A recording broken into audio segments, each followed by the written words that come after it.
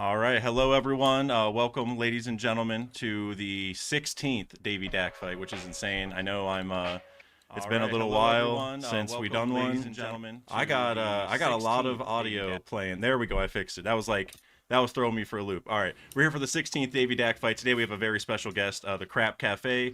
He's a newer creator. I think he has like 5 videos now. But they've all done pretty well, Hmm. especially given the size of the channel. And definitely keep an eye out for him in the future. But I mean, even the current theories are very, very good. And that's one of the kind of positives of this format is I like highlighting creators that are kind of killing it out there, and I want to give them a little bit of shine. And one of the videos that caught my eye was the Don Sai and Don Krieg theory, because Don Sai is my favorite Grand Fleet member. So really excited to have you here, man, especially on the 4th of July. So how you doing? I'm doing well, thank you. The Donsai is definitely one of my favorites as well.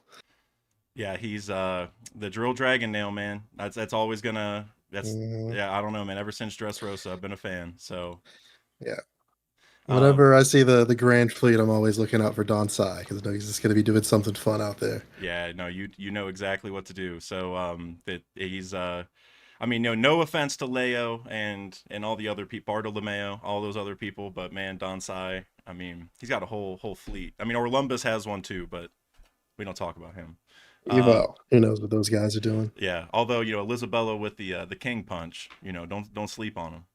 But but yeah, Uh, like I said, I'm really happy you're here, man, especially on the 4th of July. And so I want to, go through some questions with you, in regards to kind of your experience with One Piece and some of your favorite characters, arcs, and moments and stuff like that. And then we'll go ahead and get into theories, egghead predictions, and talk about some of your videos and stuff like that. So for anyone who hasn't been to one of these before, because it's been a very long time, I think it's been like 6 7 months or so since I've done my last one, and that was with Sai. Ironically, we're talking about Don Sai, and Sai the creator was the last one.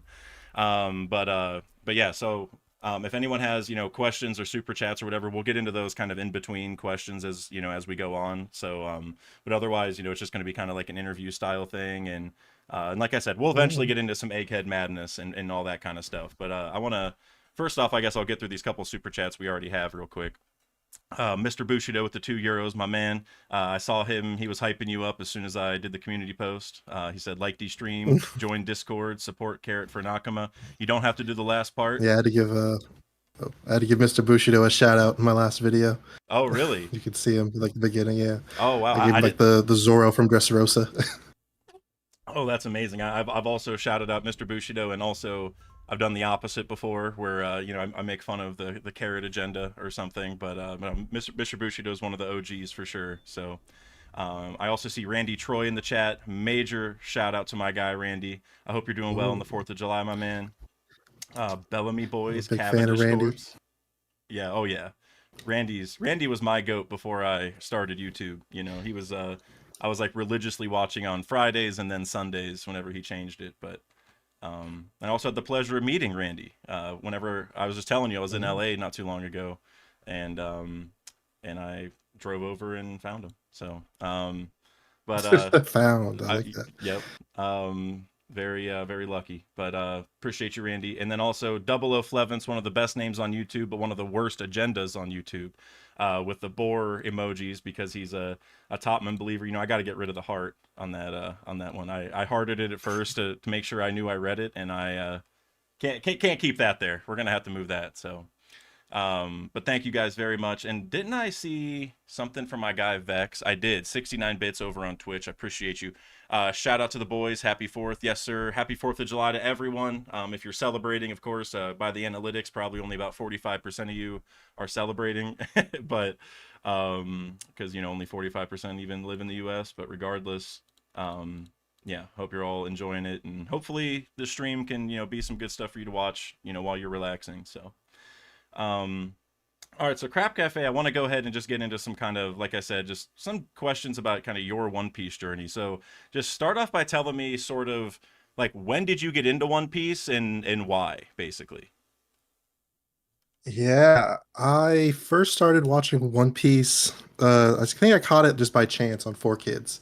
One day I was just watching Johnny Test on a Sunday morning, and then after it, this like kind of strange pirate cartoon came on, and I think I made it probably 10 minutes through the first episode.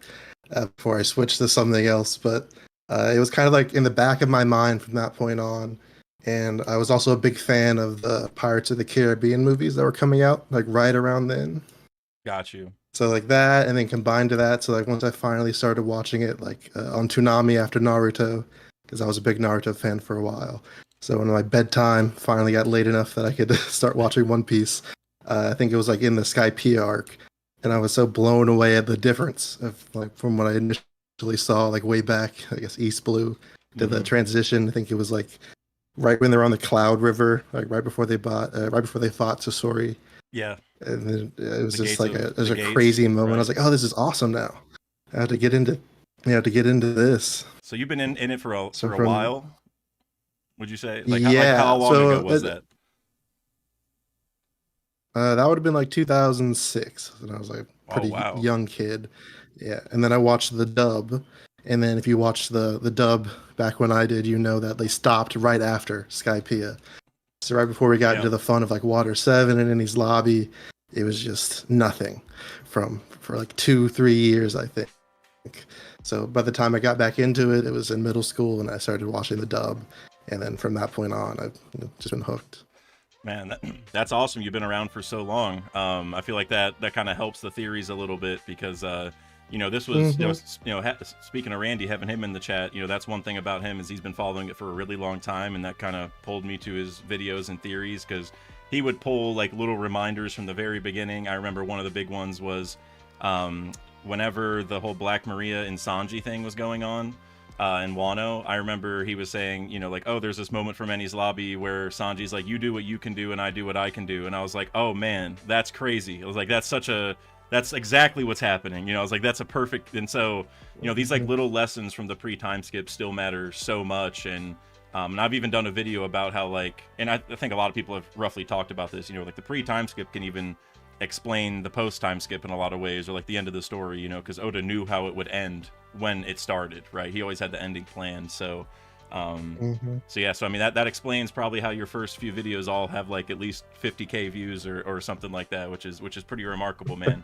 That's Yeah, they've all been baking for a while. yeah, no, that's I mean that's something to be proud of, man. That's a lot of views for your first few videos. So Yeah, I was not expecting anything like that. I was shocked if I got 5,000, but I definitely appreciate all the attention they've gotten so far. yeah, so whenever you started, I guess kind of like what was your like reason for starting YouTube? Like, I'm sure roughly, you watched content and had ideas, but I guess like Hmm. were you hoping or even like lightly expecting this to become what it is for you already, or is this like a complete whirlwind of like a change? It's definitely a surprise, but I think I was planning to dedicate myself to this task regardless. But it was back when Buggy started talking, he started talking mess about Crocodile and Mihawk when we kind of Yep. briefly saw him. I think it was like the beginning of Egghead, and he was Yeah. they were both kind of planning on their like money making schemes and how to acquire power, and he had to kind of like what are you two doing? The only way to really pursue any of this is to become the pirate king. Wealth, Mm-hmm. fame, power, all those things will follow after. And that just kind of gave me the kick in the butt I needed to start So researching and try to put everything together, try so to make as high quality videos as I can. so Buggy inspired you to go chase your dream like he did to Yeah. Croc and Mihawk. He kicked all three of your Hmm. asses and told you to wake up and go for it. That I hey had to man. hop on a boat, start sailing. Man, we love Buggy, so that's awesome. There's a lot of big Buggy fans, as I'm sure you're aware. So that's a hell of a story, honestly.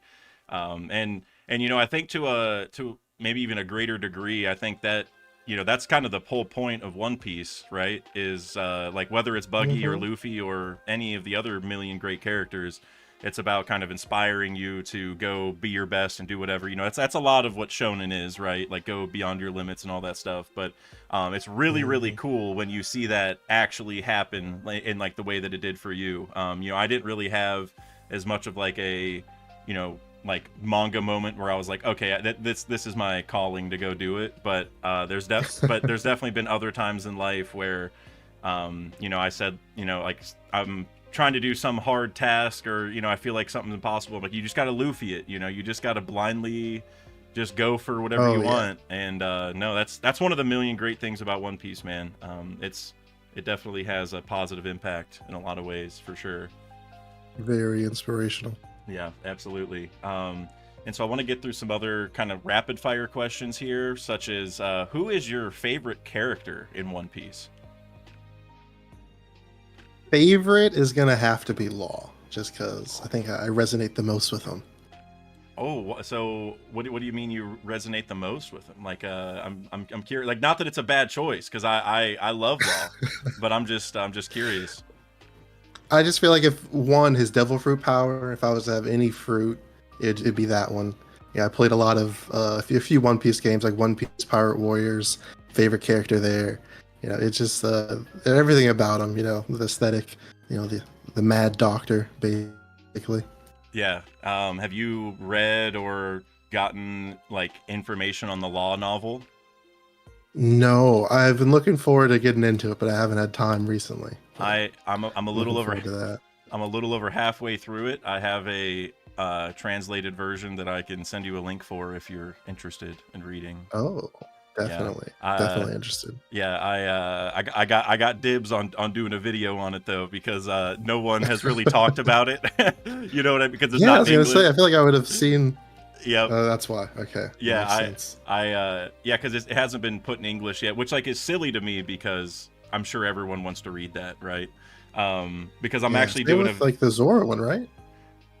yeah, Has the I'm confused on the Zoro one, right? Is that even canon, or is it like like a fun oh, thing? I thought it was sort of the same as like the Ace novels kind of thing. How they started off as like a book, and then it transitioned into yeah, the manga.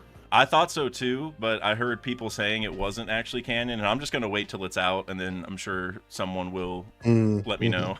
You know what I mean? Because some people say like even the Ace novels aren't canon, which I definitely don't agree with.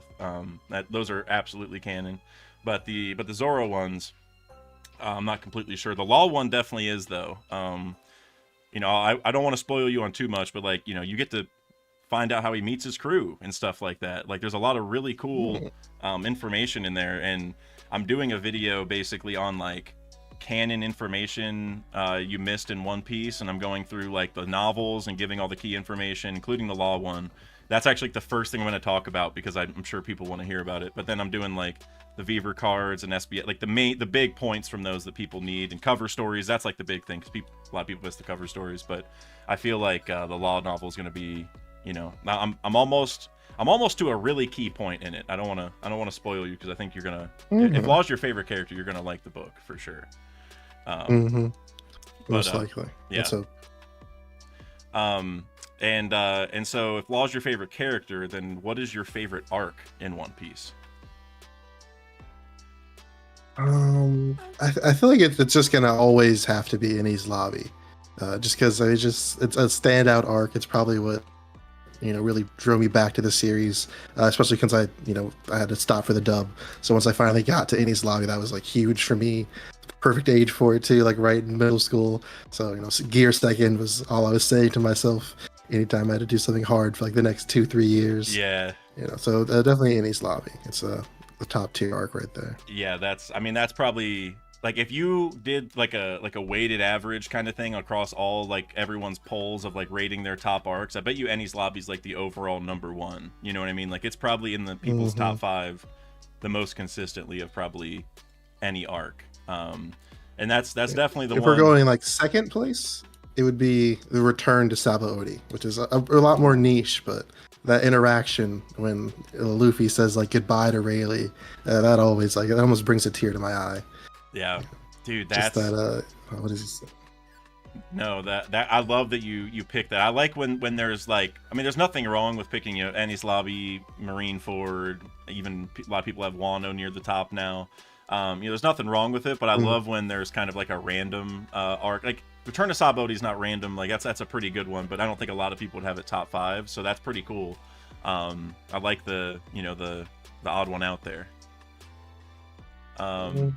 So one thing I wanted to ask about Law real quick that just dawned on me, and this ties to some current theory stuff that I've been talking about.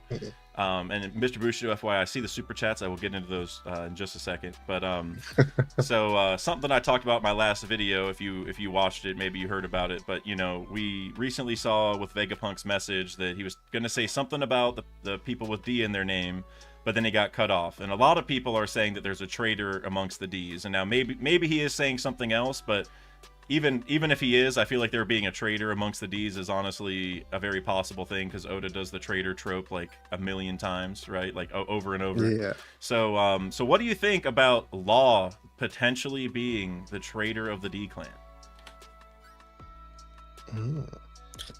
You know, he is one of the few ones that hasn't smiled. You know, he was going up against Dofi, just like Blackbeard. So it's very possible there. Although I guess the traitor aspect of that would be like, you know, who does he give his immortal surgery to? You know, maybe, you know, the twist is like at the end he ends up giving it to Blackbeard. You know, that would be the main thing there. That, or maybe Blackbeard manipulates him into doing it. And then we have, you know, the Sun God Luffy versus immortal Blackbeard. You know, that'd be a pretty crazy final end of series battle. So maybe that would be, or even alternatively, it could be that Law like tries to be a traitor, like, and when I talked to my video about it, you know, it's not that Law is like actually going to be evil and try to stop the Ds. It's good that he's going to be confused or convinced that the Ds are wrong, or you know what I mean. He's not going to actually be bad, but he's going to get in the way of the plan. And I wonder if he can like get in the way of the plan, and then to make up for it, he does the immortality surgery to Luffy instead. I like him doing it to either Luffy or Blackbeard, like Luffy to make up for his traitorism, or helping Blackbeard is the traitor act. You know what I mean? I actually really like that. I don't see him just giving Luffy that any immortality easily. If he does it, it's going to be out of spite because he loses to someone else. Law isn't that kind. Yeah, I think it's going to be because he messed up, and he feels like the way that I kind of envision it is he's gonna, because he wants to find out about the will of D already, right? That's like his main goal at this point. And so it would kind of make sense that he's the first one to maybe find out about it then, because he's actively looking for it, and like he even talked to Robin about it. So he's pushing for it. So it makes sense that he learns it. And I think it would just be pretty cool if like he goes and messes up the plan, and then he reasons like, okay, well, the only way to make up for the mistake I just made is to give Luffy immortality. You know what I'm saying? Like it's a begrudging thing, because he's like, dang it, if I didn't screw up the first time, you know, if I didn't you know, act against the Ds because I misunderstood this thing, then I wouldn't need to do this. But now I guess I got to make up for it and help him or whatever. Maybe the action that he has to, you know, sort of make up for is losing all of the rubbings of the poneglyphs to Blackbeard at the beginning of Egghead. Oh, that could be something, you know, worthy. Yeah, no, dude. And it's funny because like we didn't see him give up the poneglyph rubbings, but I think we can presume it happened. You know what I mean? Like, they left without the ship, then they couldn't have kept him. Yeah, well, unless Law has it like in his body, like Brook does, you know, folded up. He just, you know, because he has the op powers, he could just, you know, maybe like he doesn't. Like, wait, we don't need our spleen, right? What if he just swapped the rubbings with his spleen, and he's just like, screw it, you know, like, I don't know. Blackbeard's crew is gonna find a whole bunch of random body parts in a submarine. Yeah, well, and that's the other thing. If it's in the submarine, then it's gonna be like all wet and ruined, right? Or it should be the poneglyph rubbings. So it could be. Well, the books from, you know, Ohara may have made it, so who knows? It's true. If those books made it from Ohara, then forget it. Paper is just, you know, water is not gonna affect any paper products here. All right, I want to get through these couple super chats from Mr. Bushido, because one of them actually ties to another question I want to ask you about Law. First, he said, wonder how 4Kids would continue the rap.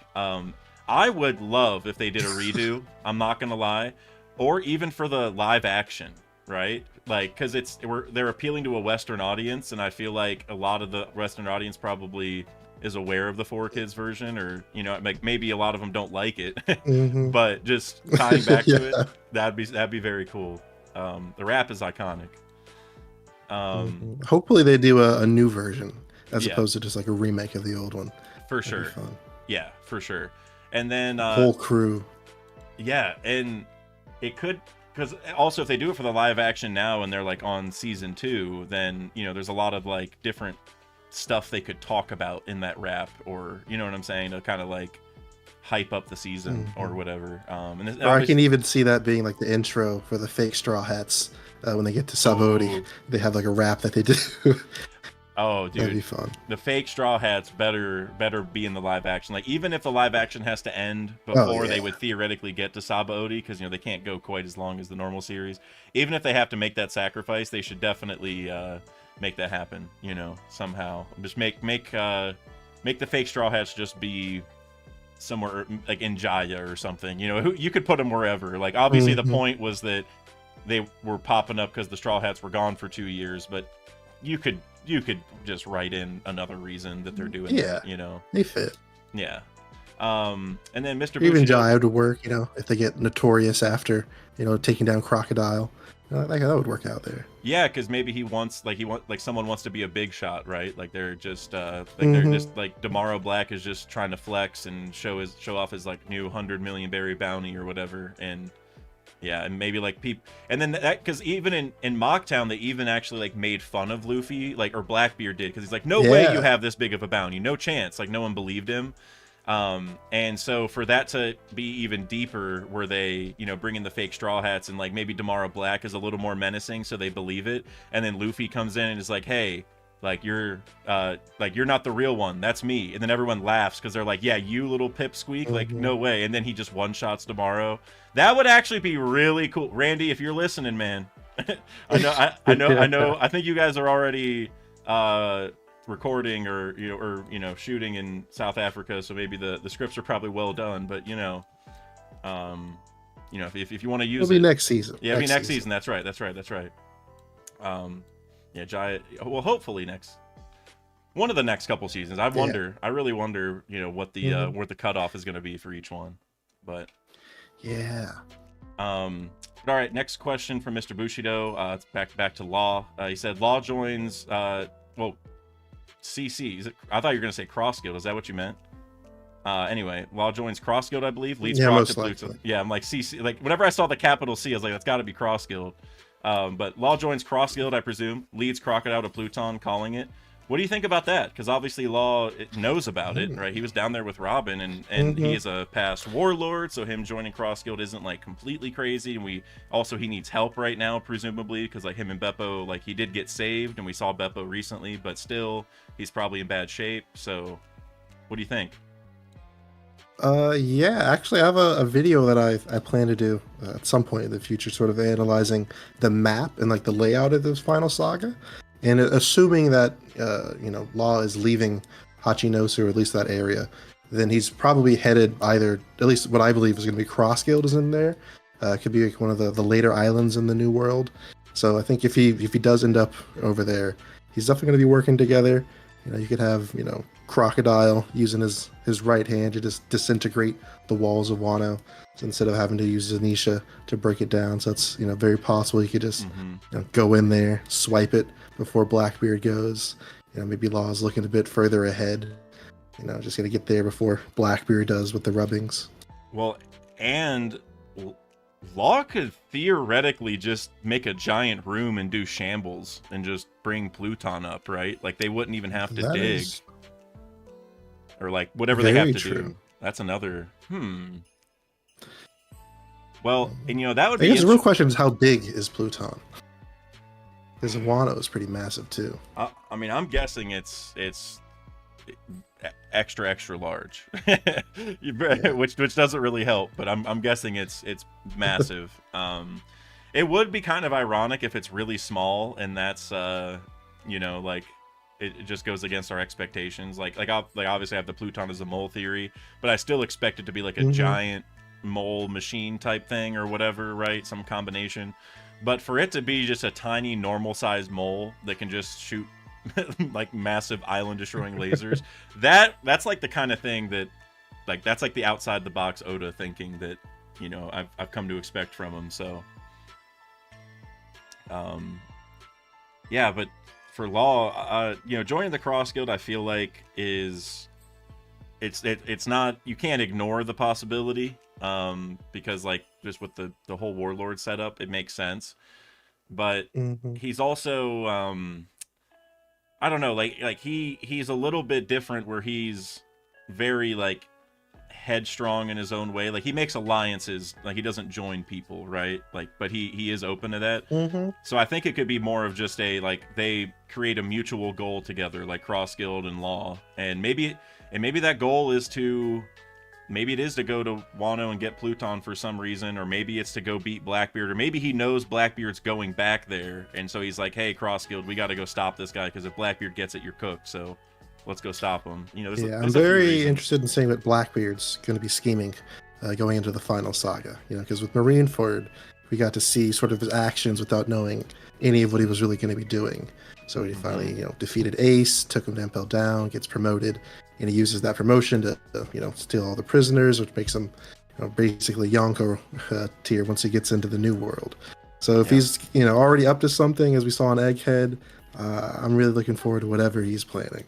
It's kind of hard to see ahead as to what he's doing, but he's got basically a clone of Saturn, whenever he wants, and then he's also going to be able to have all three of the rubbings and potentially a Vegapunk. I'm theorizing. I think he Yeah. maybe stole Edison, just kidnapped him, had Van Auger pop in, Interesting. and maybe that's why he's no longer reporting back to the massive brain on Egghead. Oh, That's that my theory for that. yeah, no, that's a good idea because I brought that up in the last chapter, right, or the chapter before. Whenever they were like, how many like are there left? And they're like, well, there's two. There's Lilith and Atlas. And I'm like, Hmm. well, okay, well, we just saw Edison. They're like, this dude is not Yeah, dead yet. There's no way. Like Oda doesn't kill Oda's not people off killing him ever. off Uh, screen. exactly.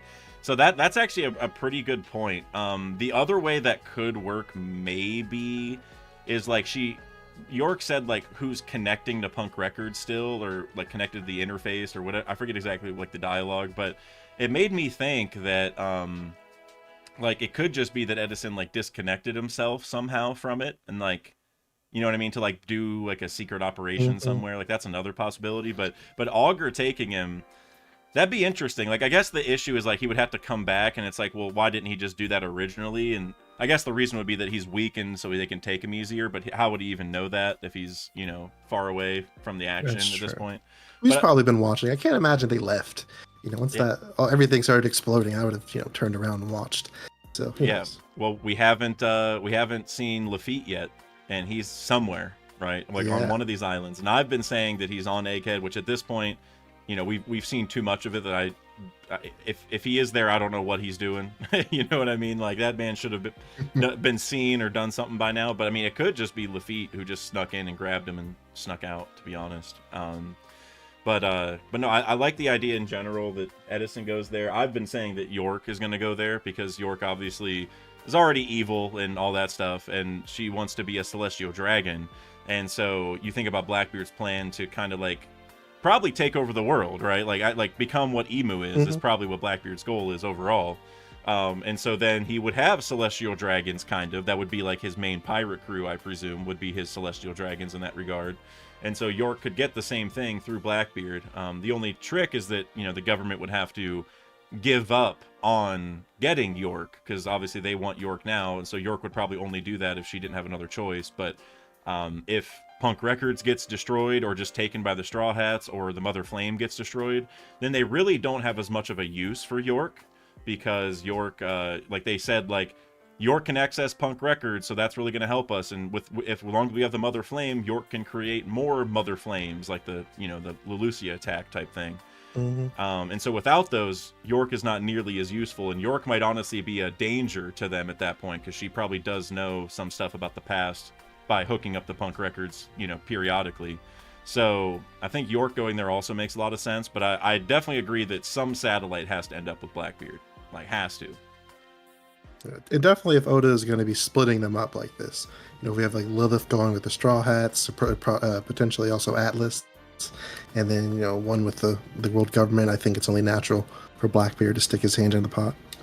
Yeah, and you think about the chance for like Blackbeard to get not only Mother Flame level weapons, which would be absolutely insane if that ever happened, but even just Seraphim. I think that's like the ultimate thing. I've probably said this like 100 times, so I think everybody in the chat probably knows what I'm about to say. But you know, like the Seraphim to me are clearly Oda creating a chance for Blackbeard to get the devil fruit powers he needs without killing the people who have those devil fruits. You know what I'm saying? Like he didn't like Boa. He was about to kill Boa and take her powers, and nope, not going to do it. But guess what? There's this new creation that has her powers within her. You know what I mean? S-Snake. Like, and she was on the island, and he probably saw her. You know, and like kind of connected the dots there. So to me, Oda's like, I think it's super obvious that Blackbeard has to get at least a couple Seraphim. He also wanted Moria, and we know S-Bat or S-Gecko, whatever they call it, is out there. And even like S-Bear with the Pawpaw fruit, because if you go back to God Valley, which Rocks and Blackbeard are parallels, you know, there was the Pawpaw fruit there, which is really relevant. And Vegapunk even duplicated the Dragon fruit, which was also at God Valley. So there's like all these fruits that Blackbeard or even Rocks have been tied to have been duplicated by Vegapunk in some way. So he has to get his hands on that for sure. Definitely. Mr. Bushido, I saw you super chatted again. Thank you so much, my friend. With the €5 super chat. Blackbeard will take York or Lilith and attack Fishman, kill Neptune, kidnap Shirahoshi, frames Luffy, and burn City.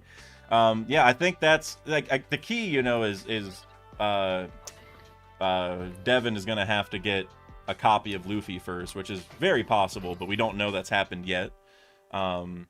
But if that happens, because we obviously saw Luffy destroy Fishman Island, but obviously if it's not him, that would make sense. But to be honest, I think that it is going to be Luffy, because I think Oda setting up that scene is making us think, like, well, Luffy would never do that.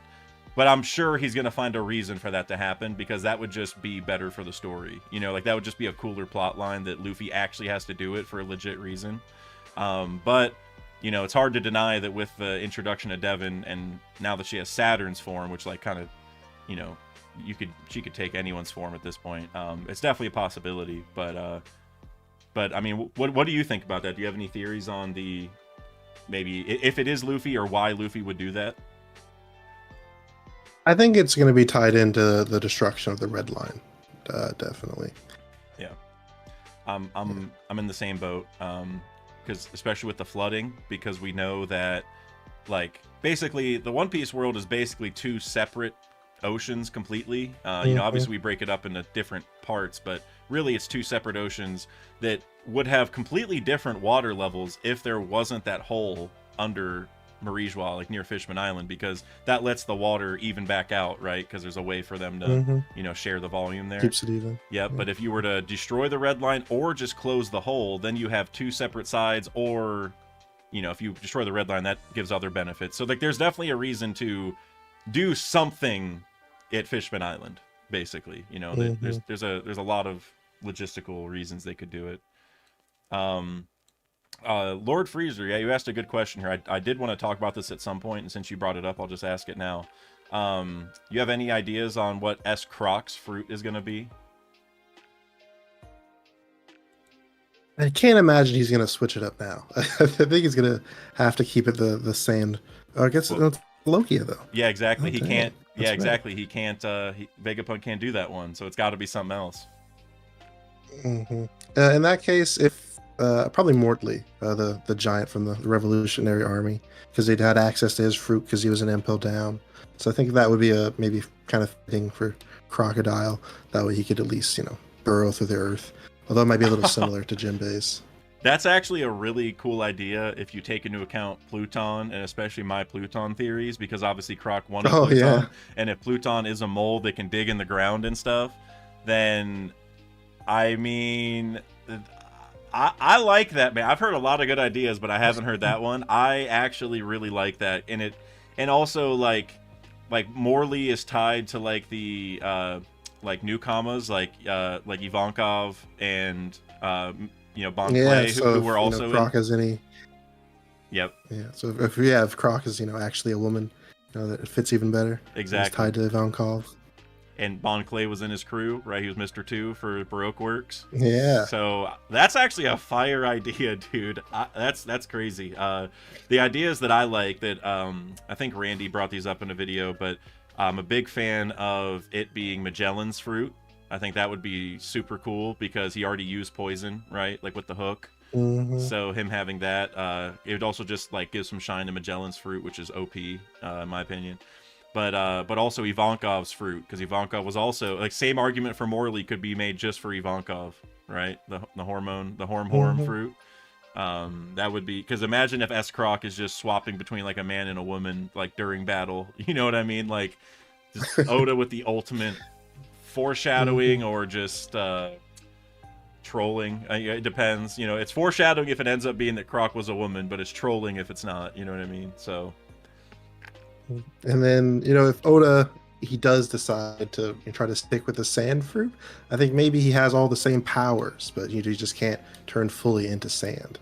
Because he does have the whole, you know, the first, or I don't know if it's left or his right hand, but one of his hands is missing, and then the other has the power specifically to suck all the moisture out of things. So I've always been curious to see like what the power in his other hand would have been. But and maybe, you know, the Seraphim would have been a chance to show that off. That would be interesting if we learned that, like, yeah, like he can, because you think about Katakuri's fruit, which is like a special paramecia, so it's, you know, it's like halfway between. What if he was able to separate out like the quote unquote paramecia portion of the sand, where he's like able to control it and whatever, but like maybe he isn't, like, because Katakuri, like he would have to turn to Mochi first to dodge it, like he's not, you know, like if you were to just punch him, it should hurt if he didn't like make a hole first or whatever. Like he's not actually the element, or however it was broken down. I can't even remember exactly like what the dialogue was, but yeah, if like he was able to separate out that part, that would actually be pretty cool. I like that a lot. And then we always, you know, we've seen Kizaru's lasers in the pacifistas, so he definitely has, you know, some ability to replicate, you know, Logia, you know, type abilities. That is true. Yeah, because even Drake said that in Sabaody, so that's a really good point. Like he's already able to use like a base level version of it. That's pretty interesting. Yeah, I haven't really considered that.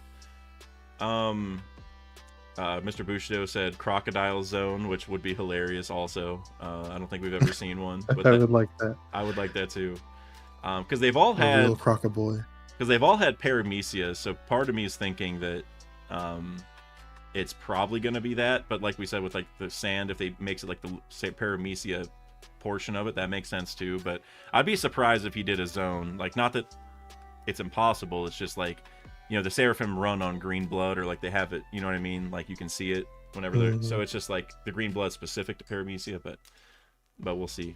Will of Dream said wax fruit. I would love that, actually. Love Mr. 3. Yeah, that's my goat, man. If I got big money on him pulling up an Elbaf to scare all the giants. They're gonna be shaking in their boots if they see Mr. 3 pull up, you know. Let's see here. Mr. Bushido asked a question I wanted to get to. Thoughts on the SBS reveals? Yeah, I did want to talk about this. So you've seen the SBS stuff, right? Recently. There's so much. Oda sniped like three theories of mine that I had planned. Oh, it's really? Gone, but yeah.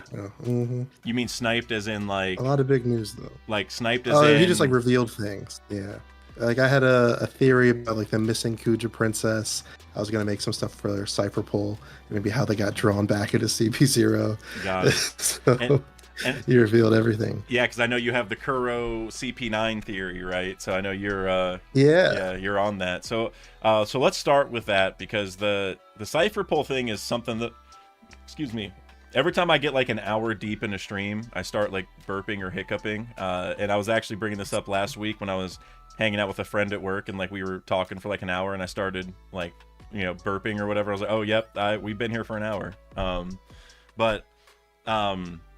Because the CP9 CP0 thing, I was pretty disappointed in, to be honest with you, because I felt like the answer Oda gave was a little like lackluster. Like in my mind, I think he had a cooler idea planned. Yeah. But then he's like, I'm not gonna have time. You know, like that's how I'm starting to view the SBS questions. Is he's like, I was gonna dive into this and do a whole shtick to make this matter a lot, but like I don't.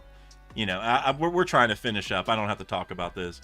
And so for the CP9 thing, like they basically said like the nepotism thing with Spandam was crazy. You know, he'd like Spandine called in a favor or whatever, and Yeah. that I'm like, come on, dude, like that's worse than LeBron and Bronny. I don't know if you're a basketball guy, but that's worse than that. I don't watch too many Okay, sports. But... got you. Well, yeah, LeBron James' son's in the NBA, and he is on the same team as LeBron because they're just making him happy. So on the same team. Oh, that's embarrassing. Yep, yeah, they drafted him with like the 55th pick, which was only 60 picks, and so they got him at the very end. Like, I already all right, said no. Oh, I'd be embarrassed if I was Bronny. I'll be completely honest. But same thing with Spandam because he got to go to a team with my father. And he's not good enough to get drafted normally. That's the thing. I know a lot of people have hope for him, but like his stats and his health condition and everything, he would never get drafted under normal circumstances. So it's a little disappointing, but you know, it is what it is. But for Spandam, you know, I didn't like that, but I honestly thought it might even be worse, where they were like, well, the rest of CP9 stopped the like underworld plan or whatever, and so they got promoted all the way to CP0, and I'm like, okay, why even go after them after they failed one mission then? You know what I'm saying? Like, if all it took is for them to succeed in one mission to get promoted all the way to the top ranks, then then why even chase them after one failure? Because like, if you weren't chasing them, if you would have just reprimanded them like, hey, you guys suck, you need to go do this other hard mission now to make up for it, and they succeeded, like, you know what I'm saying? Like, I just don't understand the whole logic. So yeah, for me, my issue was more, I was you know, sort of expecting it to be that, you know, CP0 was like a punishment, you know, because it's not. I would much rather be on CP9 than CP0. It's basically just, you know, the Suicide Squad. Yeah. So for me, that's like a punishment for all of CP9, including Spandam for failing. I feel like that fit better. But you know, it looks like Oda went this direction with it.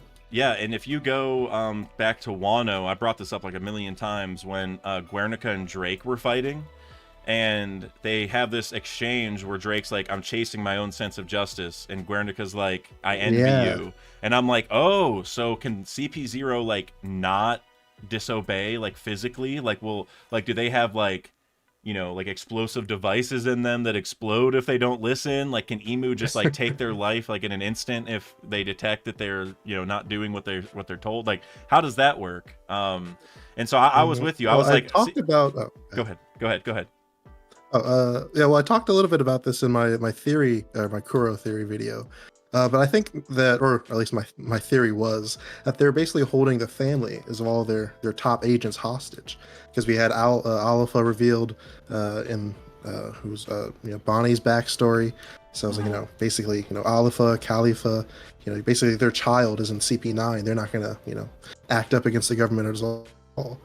You know, and then, you know, you have the other potential agents that were back there in CP9. So if they have children as well. Basically, any member of CP0 probably has been in the agency long enough that they have, you know, children who are being grandfathered into the agency, and now they're basically at the behest of the government completely.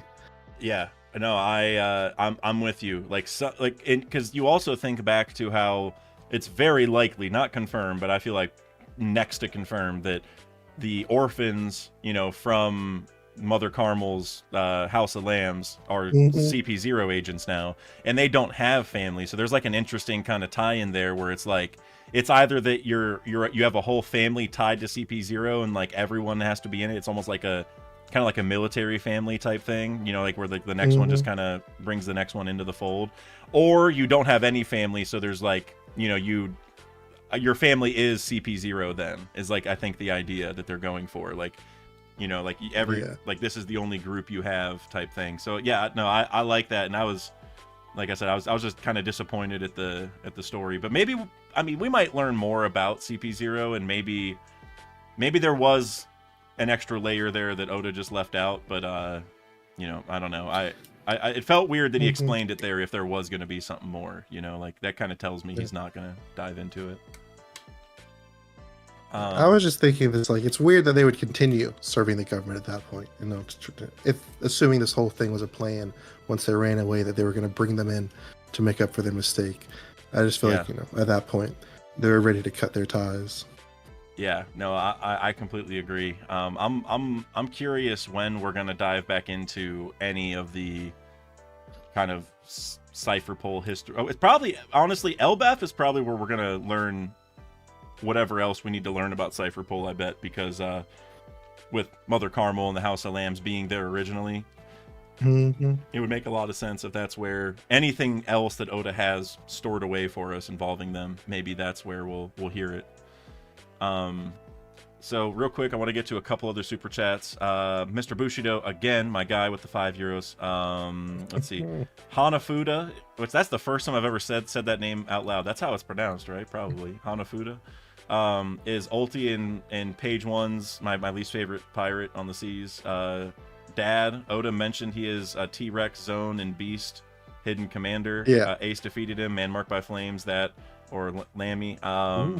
Well, I personally, I feel like the fact that this guy was mentioned in this SBS means he is not going to be important at all, personally. Because otherwise Oda would just wait to bring him up in the story. You know what I mean? Like, That's true. because, like, you think about, I mean, obviously there's a big difference here, but, like, you think about Rocks. We still haven't even seen his face, even though we know a decent amount about him and kind of have a silhouette. Like, we haven't even seen him yet. And, like, so for this guy to just have his full design revealed, like Oda loves just to save design reveals, right? It's a very finished design, too. Exactly. So I feel like he's telling us that he's not that important. But him being Ulti in page one's dad, I do like that idea. I'll be honest. I think that would fit in well with the whole thing. Yeah, I like that, too. Yeah, that would make sense. And it would also make sense because page one's a loser and Hanafuda lost, you know, a long time ago. So it runs in the family there. Although Ulti's a beast, but page one, man, she's awesome. I can't say enough bad things about page one. Bad. But now that Oda's, you know, showing Hanafuda, he's gonna have to go back and show whoever took, you know, Admiral Z's arm from that movie. And I've always been curious. Now he's going to go back. Yeah, him, yeah, like Z and Kong are two Marines that I think Oda needs to figure out what he, you know, what the plan is. You know what I mean? Like what? Yeah. Like, because they've barely been mentioned or shown. Like, you know, what is, I don't know, Kong, man. Whenever Kong does something, that's when you know the story's almost over. You know, we'll be in the end game. Real quick, I'm gonna read Partha's message, and then Mr. Bush, I'm gonna get back to something else you said real quick. But Partha, member for 18 months, one of the all-time goats of the channel, one of the day ones. Shake my head. How late am I? Happy to make it. I'm glad you're here, man. You're the party doesn't start till you get here anyway. You know what I mean? So you got here just on time. Appreciate you, and also shout out to like the 100-ish people here. I've seen it float around that. Thank you guys. Please like the stream if you haven't already. That really does a lot for the algorithm. If like 10 or 15 of you like the stream who haven't yet, I bet you the amount of viewers will go up like 20 or 30, because I've seen it happen. And like the more likes, the more recommendations. You know how the algorithm works. So I'd really appreciate it. But Bushido, you also mentioned the man marked by flames, which while I don't think it's Hanafuda, I am curious who you think it is, Crap Cafe. I don't know if you have a theory that you're saving for this, or if you have, if you're siding with one of the popular options, but who do you think it is? Yeah, I think it's just gonna have to be Saul. I think he just fits the bill the best. He definitely burned. If not, it's Frostbite, and he's gonna be, at the end of the series, or at least in the final saga, a little later on, with a lot of valuable info, specifically regarding the Void Century. So he really fits the bill the most when you try to list out everything. Well, what's funny though is I think it was almost confirmed that it's not him a couple chapters ago, because didn't we see him chilling on an island like a couple chapters ago, like he's kicking back? And that's true. And the man marked by flames is always riding around in a black ship, from what we were told. Now could he put the ship somewhere and go on the island? Sure, but I feel like if Oda's going to introduce it as this guy's always sailing around creating whirlpools, then anyone we see like on an island is probably ruled out. That's a very good point. He's probably crossed off the list now. I'll have to keep theorizing. I hope it's someone who's at least introduced in the story already. I hope Yeah. it's not going to be like a new character this late in the series. Yeah, see that's actually why I still think it's going to be Masked Deuce. I don't know if you've heard my theory on this before, but because he is a canon Yeah, a little character, bit. because he is canon. It's just he hasn't, and he has been mentioned, but he hasn't really been shown. Like he's like in a couple anime scenes, and then obviously there's the novel, right? That's where he really shines in that one. So that, yeah, I'm big on it being him, mainly because there's a lot of reasons, but one of the big things to me that was like a eureka moment where I was like, okay, I would put money on it being him, is during the Ace novel, on like the first island him and Ace are on, he talks about how he was reading Bragmen, and in the book it talked about how if you char wood and use it to build a ship, the wood is stronger than if you just grab normal wood, meaning that the wood is black, right? He's like holding it up to a fire, like burnt, like singeing the outside of it for the striker, like the, you know, the fire-powered boat that Ace has. So since he was literally saying like, yeah, you want to char the wood and make your ship black so it's better, I was like, okay, like that that is way too specific, because now also Ace is like, you know, dead obviously, so he's riding around by himself. So I'm like, so if Deuce were to ever make a bigger ship, he would definitely singe all the wood just like he did the first time, and then you would have an all black ship, you know what I mean? Yeah, and he also made the striker like turbine system, so then making the whirlpools, he could just be doing the same kind of technology but just like pointed downward instead of behind him, underneath the ship. Yep. That's where I'm at, but Saul is, you know, is one of the popular options, but I'm curious to see what you think if you have ruled him out and you think about it. I'm curious, you know, where you're at on it whenever you find a new answer. Yeah. Growth Stonks, one of the goats of the channel, I saw he commented on your post, I believe. I went and checked that out. Yeah, no, Growth Stonks has been around for a minute. I've played Apex Legends with him a few times. He's pretty solid. If Vegapunk's message continues, will we get the name of the ancient kingdom? I think the name will be Burka, the Moon Kingdom. So I guess first I'll just ask, like, what are your thoughts on what Vegapunk still has to say, if anything? Do you like Ancient Kingdom? Is that on your docket, or what else? Jeez, at this point, it's almost going to be like a joke if Oda keeps letting this message go on, considering that it's supposed to have ended like 3 chapters ago. It's going to be like the Goku Frieza, 3 minutes left. So, I already feel that way now. Honestly. Yeah. So, assuming it goes further, I've really been hoping to get the name of the ancient kingdom, especially because Ohara got cut off, so I feel like it'd be perfect. That the Gorosei did everything they could, but it finally slipped out this time, so that'd be very fitting. As to what the name would be, Burka's fun. I do like that, just because it was the city NL mentioned, back in Skypiea. Other than that, though, I really don't have other ideas for like what the name would be for the ancient kingdom. Gotcha. Yeah, I'm in the same boat as you as far as like, if Oda keeps letting it go on, then it's just, even if it would be cool to get the Ancient Kingdom name, I'm like, I almost would rather you just didn't give me the other stuff and you gave me the Ancient Kingdom name. You know what I'm saying? Like that would be the coolest part. But if he takes that long to get there, it's gonna be like, oh, all right, I guess I'm excited, but I was kind of ready to leave here. So, but yeah, no, I've heard Growth Stonks say Burka a lot. So Growth Stonks, if that ends up being the answer, you're definitely gonna get a whole bouquet of flowers for that one. But 2. But yeah, but the thing with Burka for me is, since it is the city on the moon, and it was also the Sky Island that presumably the Birkins from the moon created whenever they came down, I feel like we're not gonna have another place named it. Like, it's just like the Birkins from the moon. You know what I'm like?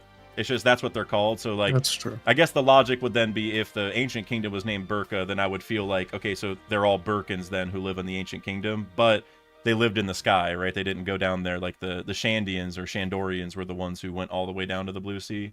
So, which they were connected to the Ancient Kingdom. Although there is the similarities with the wings there, because they do have the same shape as the Lunarians. Just right. Instead of black, it's white. Yeah, so they're maybe, like, part of them, after they escaped Marijoa, they just fled up to Burka. Who knows?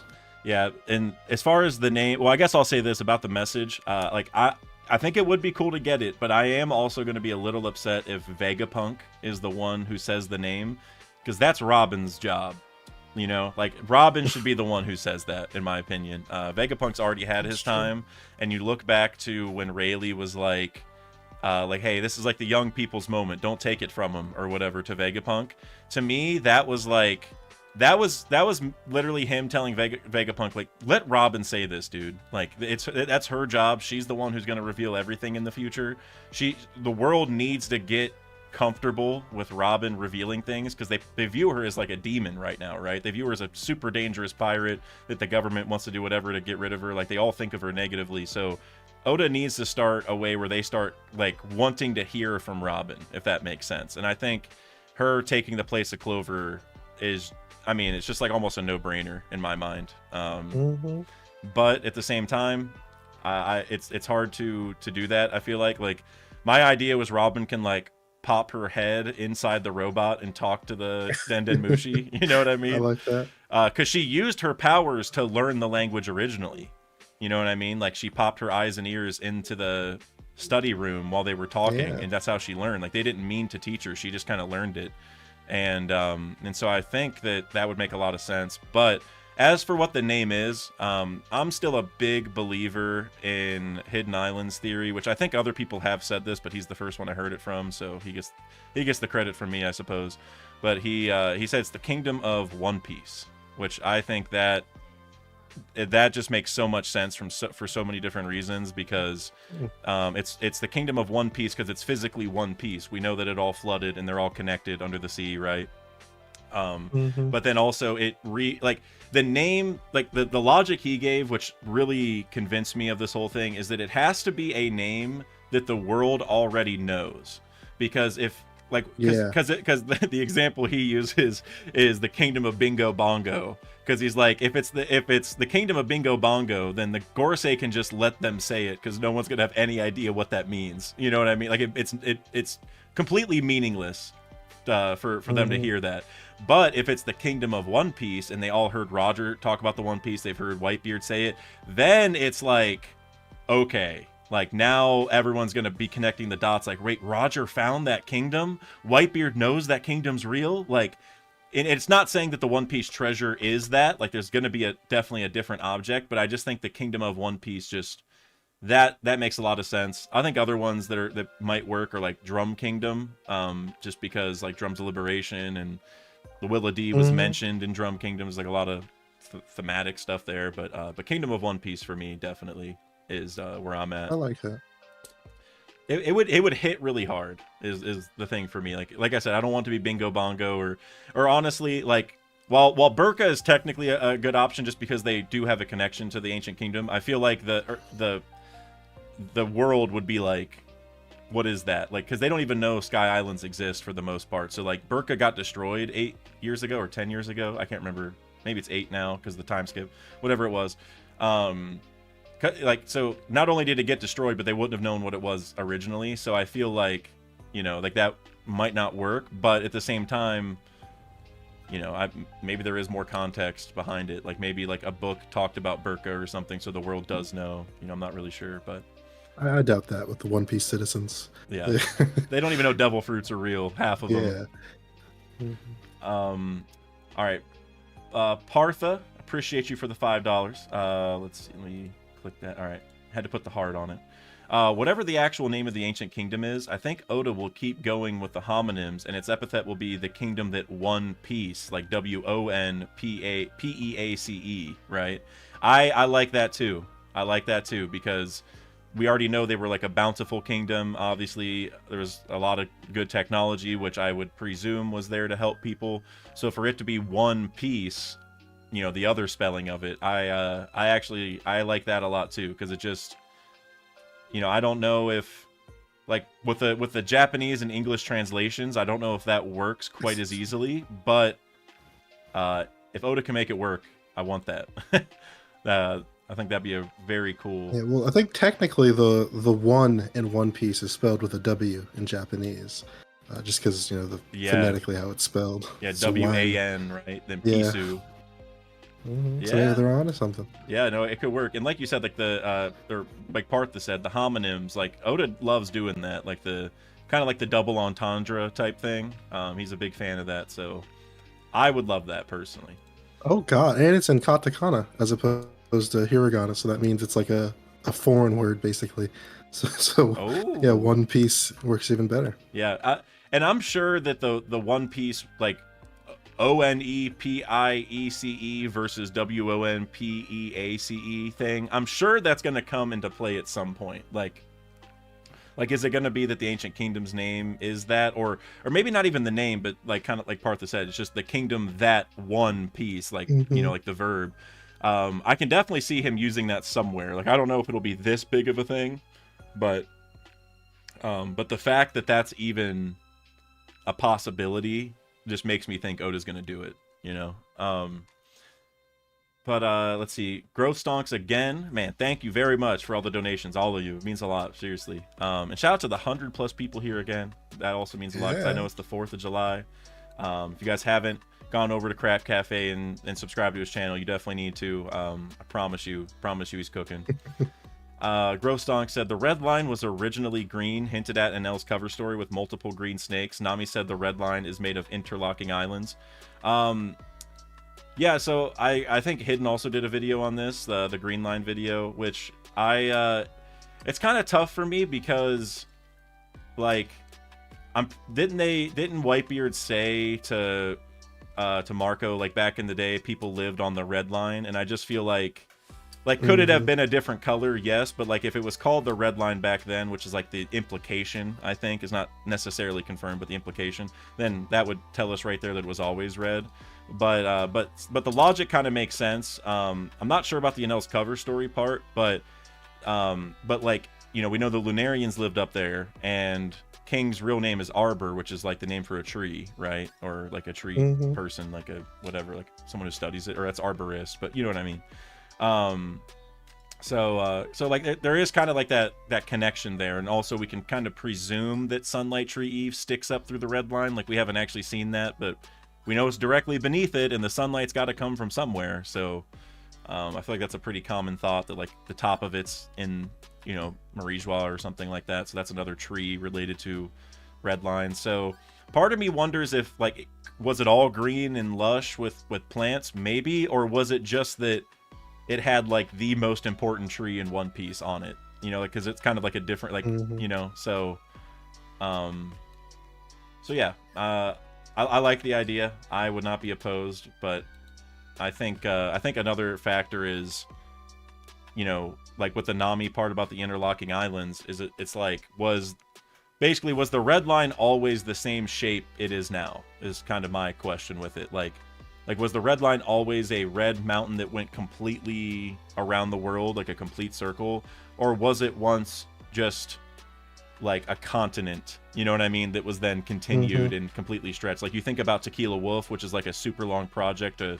We don't really know what the full plan is. It's like in the East Blue, but it's obviously a long bridge connecting two things. And it's like, was that kind of the red line's point? Like, was it getting built all the way around the world and it took a long time? Or, you know, was that like part of what the Void Century was? You know, so yeah, I don't know. I don't know if you have any thoughts on the red line, but I definitely think it's artificial, as you know how it was made. That's a big question.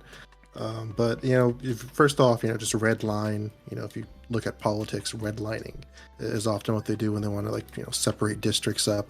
You know, to sort yeah, of, you know, basically silence the people. keep Is what certain it, you know, groups comes out away. to do. Yeah, Hmm. basically keep the poor people in a certain section, pretty much. Hmm. Yep. Yeah.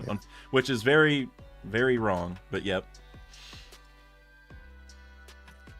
So I think, if anything, I'm still of the opinion, even now, that Emu has the map fruit. I don't know Okay. how it relate to his shape shifting now, but I just think as far as, you know, how the red line was created, and basically the theory is based off of the fact that we should see a map of the world at some point by the end of the series, mostly just Yep. because Nami plans to create a map of the whole world, and if she's to do that by the end of the series, where everyone else should be accomplishing their dreams, then she's not going to be capable if she hasn't seen all of these various other paths of the Grand Line. So if she is to able, you know, she's actually able to see everything else, that means that somewhere in the world has to have a map of everything on the Grand Line, and then on also I imagine all the islands that have been destroyed, in the hundreds of years that the world government has existed. Because if Emu, zoomed out on that map he, crossed off Lelucion, who knows how many dozens of, countless other islands have been destroyed by the world government. And we just had no idea.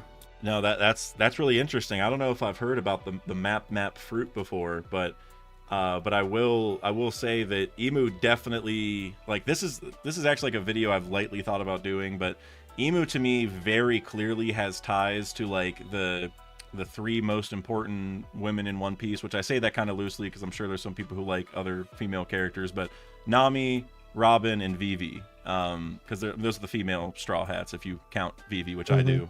She's definitely going to come back at some point. And the reason why it's those three, like, well, obviously everyone can tell why they're important, they're part of the Straw Hats, but beyond that, there's the map thing, which kind of ties to Nami a little bit for Emu, but also, Emu dropped the Mother Flame attack, which is basically a giant laser, a giant lightning strike, is basically the aesthetic. And if you go back to, for example, Whole Cake, when Nami first gets Zeus and she drops like a giant lightning strike on Big Mom, it aesthetically is very, very similar to the Mother Flame. Like, it's not obviously as big of a blast, right? Like, it didn't delete the island, but just aesthetically, like a bunch of dark clouds pop out of the egg. Well, in that case, Zeus was eating the clouds, but you know what I mean? Dark clouds pop up out of nowhere, giant lightning strike comes down. It's like just otherworldly massive. So there's kind of an aesthetic connection there for Robin. Obviously, Robin wants to reveal the history of the world, like all the stuff that Emu doesn't want people to know, Robin does want to talk about. Also, Robin has the flower fruit. The first time we saw Emu was in the flower chamber or whatever. There's just the whole Ohara thing. Like, there's a lot of reasons why Robin kind of ties also to Emu. And then for Vivi, I feel like this is the Lily thing that is just obvious, kind of. So I guess the reason I say that is just that in regards to the map fruit, I feel like Emu does have a tie to each of the women, so I don't know like exactly what the powers are going to be, because I feel like it's going to be at like the intersection of all of them to some level. Like, I feel like that's what Oda's going for, is like, hey, this not that Emu is going to be a woman, because I think we already know that Emu, like, they use male celestial dragon kanji when talking to Emu, and has the voice actor been revealed to be a man? I think somebody said that, but I don't actually know if that's true or not. But the kanji matters a lot. But now people say like, oh, well, maybe Emu's like, the mind of a woman or something, or like there's a body swap. That could be potential, but yeah, I don't know where Oda's going with Emu's powers anymore. The only thing I'm convinced of is that Emu has something to do with the underworld. Like I don't know if Emu was once like the real king of hell or something, like the actual like devil, or if there was one, because we know that you can come back from the underworld, right? Like, if you die, you can return. And now that we see the afterlife is confirmed. Yeah, and part of me wonders if the afterlife is just like another dimension. Like, it's, you know what I'm saying? Like, kind of like the door dimension, the mirror dimension. Like what if Emu's fruit is the one that can pass between dimensions, like go to the underworld and back? Like, it will. And that would explain the summoning signs for the Gorosei. Precisely. And that might be how, the Gorosei got those powers originally, is they like made a contract with Emu, or like, joined Emu's crew or whatever. And it's like, because they're not devil fruit powers, apparently. I'm sure you have heard about this, but like with Peter having the seraphim inside of him, which the bubbles are like, if it even touches you and you're a devil fruit user, you get weakened. Right? Oh yeah. So because people talk about Topman diving into the water, which I think is solid evidence. Like, that's pretty good reason. But for me, the Jupiter thing is like almost undeniable evidence. And so if we can say they're not devil fruit users, they obviously, where do devil fruits come from? They say like devils are in them, and we don't really know how that all worked, but it's like maybe they just have the devil's power in like a raw form as opposed to the fruit part, right? And then you can also even look back at when Brook landed on that island he was sent to right before the time skip. Yeah, and then they tried to do the summoning circle. So clearly there's some sort of religion in One Piece specifically revolving around summoning demons. So absolutely, very, very likely. Absolutely. And something else I brought up a few videos ago was, in that moment, like where Brook gets sent there, they're basically like the people that he helped are trying to end like a 1,000-year battle with the Long Arm tribe, right? Or like because there's like the Long Arms and Long Legs have been at war for a long time, and I'm like, all right, so you're telling me Brook is getting summoned to end a 1,000-year war, and I'm like, okay, so did Emu summon something or get summoned to end a 100-year war? Like, is that what we're, is that the parallel Oda's going for here? Because a big parallel for me for Emu that I've said a million times, so I bet a lot of people in the chat are aware of this already, but Stelly to me is definitely an Emu parallel, because Stelly, like, we already have, like, Sabo was the one to go see Emu in the Gorosei, which, like, Sabo and Stelly are obviously, like Stelly replaced Sabo, essentially, right? And like, Stelly, wanted to sit on the empty throne and didn't even want to take the oath about not sitting there. And Stelly also, whenever he saw Vivi's like wanted poster or missing poster, I guess it wasn't really wanted, but after the reverie, he was like gawking at it, like with hearts coming out of his eyes and stuff. So I'm just like, okay, that's very interesting. Yeah, like I'm getting some Emu vibes from him, right? And so whenever I think about him, I'm like, that's the kind of guy that would literally make a deal with the devil to get the throne. Like he would go to whatever lengths, because he's just like an idiot, like he's just so desperate. So I think Emu may have done something similar, like, I'll do the worst taboo in the world if it lets me sit on the throne type thing. And if you really look into the Sabo there, that could be a very interesting parallel. Maybe there was a good brother and an evil brother back in the past. Sabo, the one born rightful to the throne, is a lot more kind-hearted, and it's Shelly, the evil one, eventually connived their way onto the king. Because I still believe he killed Sabo's parents to become the king there. So. Oh yeah, Outlook, one of the funniest names in One Piece for me. That's his dad. That was his dad's name, Outlook, King Outlook. Oh. It's like we're using email, like I think he's Outlook the Third, I think is his name. But yeah, no, but in another parallel that builds off to that, which the more we talk about this, the more that I'm starting to think of a potential video idea, I'll be honest, is this evil brother thing. Think about Corazon and Doflamingo, who are already a massive Emu parallel, right? Or Doflamingo, at least. Like, even the panel where, like, Treble and the gang are, like, kneeling down, it's like almost a 1-to-1 of, like, the Gorosei kneeling down, right?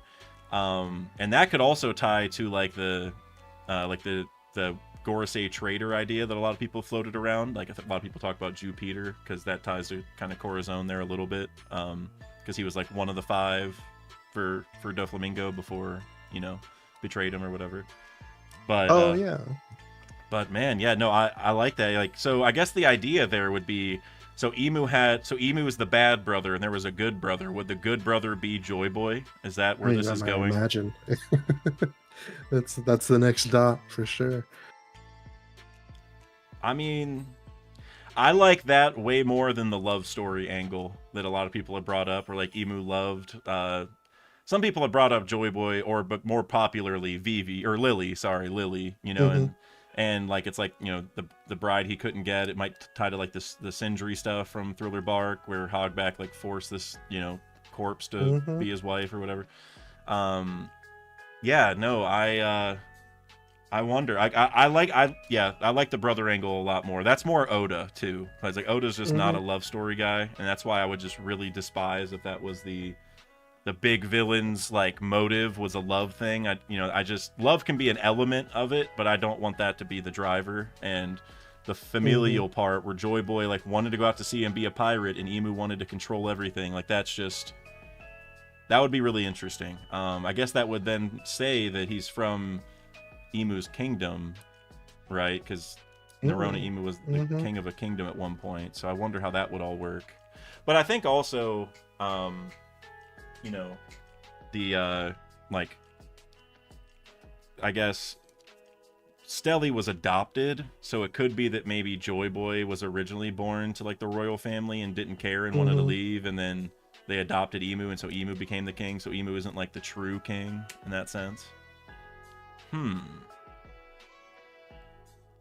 then the only thing with Emu and Lily is that I definitely think he must be in possession of her body currently. Just specifically because when Oda actually showed us that like pretty good image of Lily, he has her eyes like actually crossed out, Like they're not like shaded. Like if you like zoom in, there's literally two scribbles on each of her eyes. And I think it was an Archer of Mhm. Library of Ohara video that mentioned it. But like the fact that we've seen Emu's eyes so prominently, if we had seen similar ones or even different ones in that image, Mhm. it would have been easy enough for us to draw some connections. So I think just Yeah. by Oda crossing those out, like there has to be some, maybe not love story, but for some reason he's in her body. That I and like the idea that Vivi is Uranus, and like the rain at the end of Alabasta was mhm. actually her like activating her power for the first time. So maybe Emu was forced to take her body to gain control of the Mother Flame's like actual like power, and now he has the Mother Flame to generate it, so he can destroy islands again.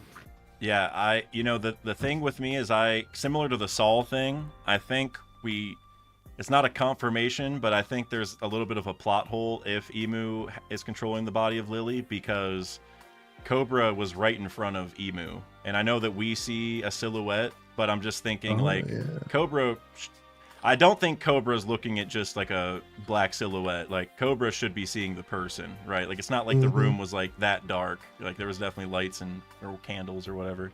So like not that it's impossible, but for me that just I would feel very weird if Cobra of all people didn't notice that Didn't Nerona say a Emu looks word. just like his daughter, right? Like Mm-hmm. if it was like anyone else from the world, I could maybe buy that maybe like they just didn't put two and two together or something, but I'm just like Cobra of all people would immediately notice that.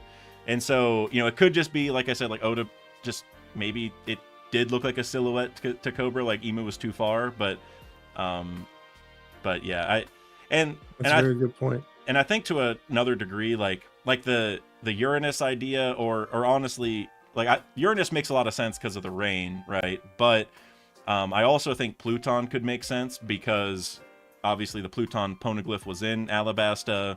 That's where we were introduced to the whole idea. Croc thought it was there, etc. And like for it to actually be there, because like what we call the ancient weapon is a little confusing sometimes because like like Poseidon's obvious because Poseidon is like the Yeah. controller, then there's the Sea Kings, but it's like for Pluton, if Pluton is a mole or just the ship in question, well the person who controls it is kind of also Pluton, sort of, right? Kind of. Mm-hmm.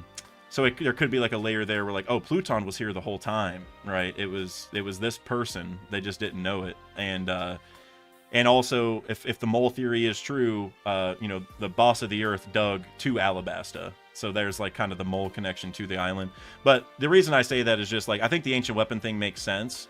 Um, but but I also am not sure like if Emu like had to do that. Like I guess what I'm thinking is if Emu controlled Lily because Lily can control Uranus or even Pluton, like control an ancient weapon, then it's weird that if Vivi was born, Vivi can also control an ancient weapon. It's like you would think the idea there is like, oh, I control the person who can control it, so therefore it's not going to reincarnate. But now there's like Mm-hmm. two at once, so it creates a little bit of a can of worms if that's the case. But um, so I yeah, guess we really don't know how any of that's passed on yet. That's still up in the air. yeah, I'm not sure how that's going to work. And part of me also kind of just wants Emu to have their own design because if Emu looks like Lily, I'm sure like we'll get to see like if he is controlling Lily, then we will get to see what Emu looked like beforehand. Like I'm sure we'll see that, Mm-hmm. and maybe even like Emu will have to come back into their own body at some point. But I would like it a lot more if Emu had their own like menacing design. But I mean that's just a personal thing. Oda's gonna Mm-hmm. cook no matter what he does. Yeah, well, they definitely have their monster form or whatever that was, so they're going to be imposing with regardless. Yeah, for sure. I'm gonna try getting through some of these super chats real quick, because I'm a little bit behind here. Manky D Boss with the €2. I appreciate you. What if Devin destroys Fishman Island, but as Luffy? So we did talk about this a little bit earlier. I think Mr. Bushido had a super chat.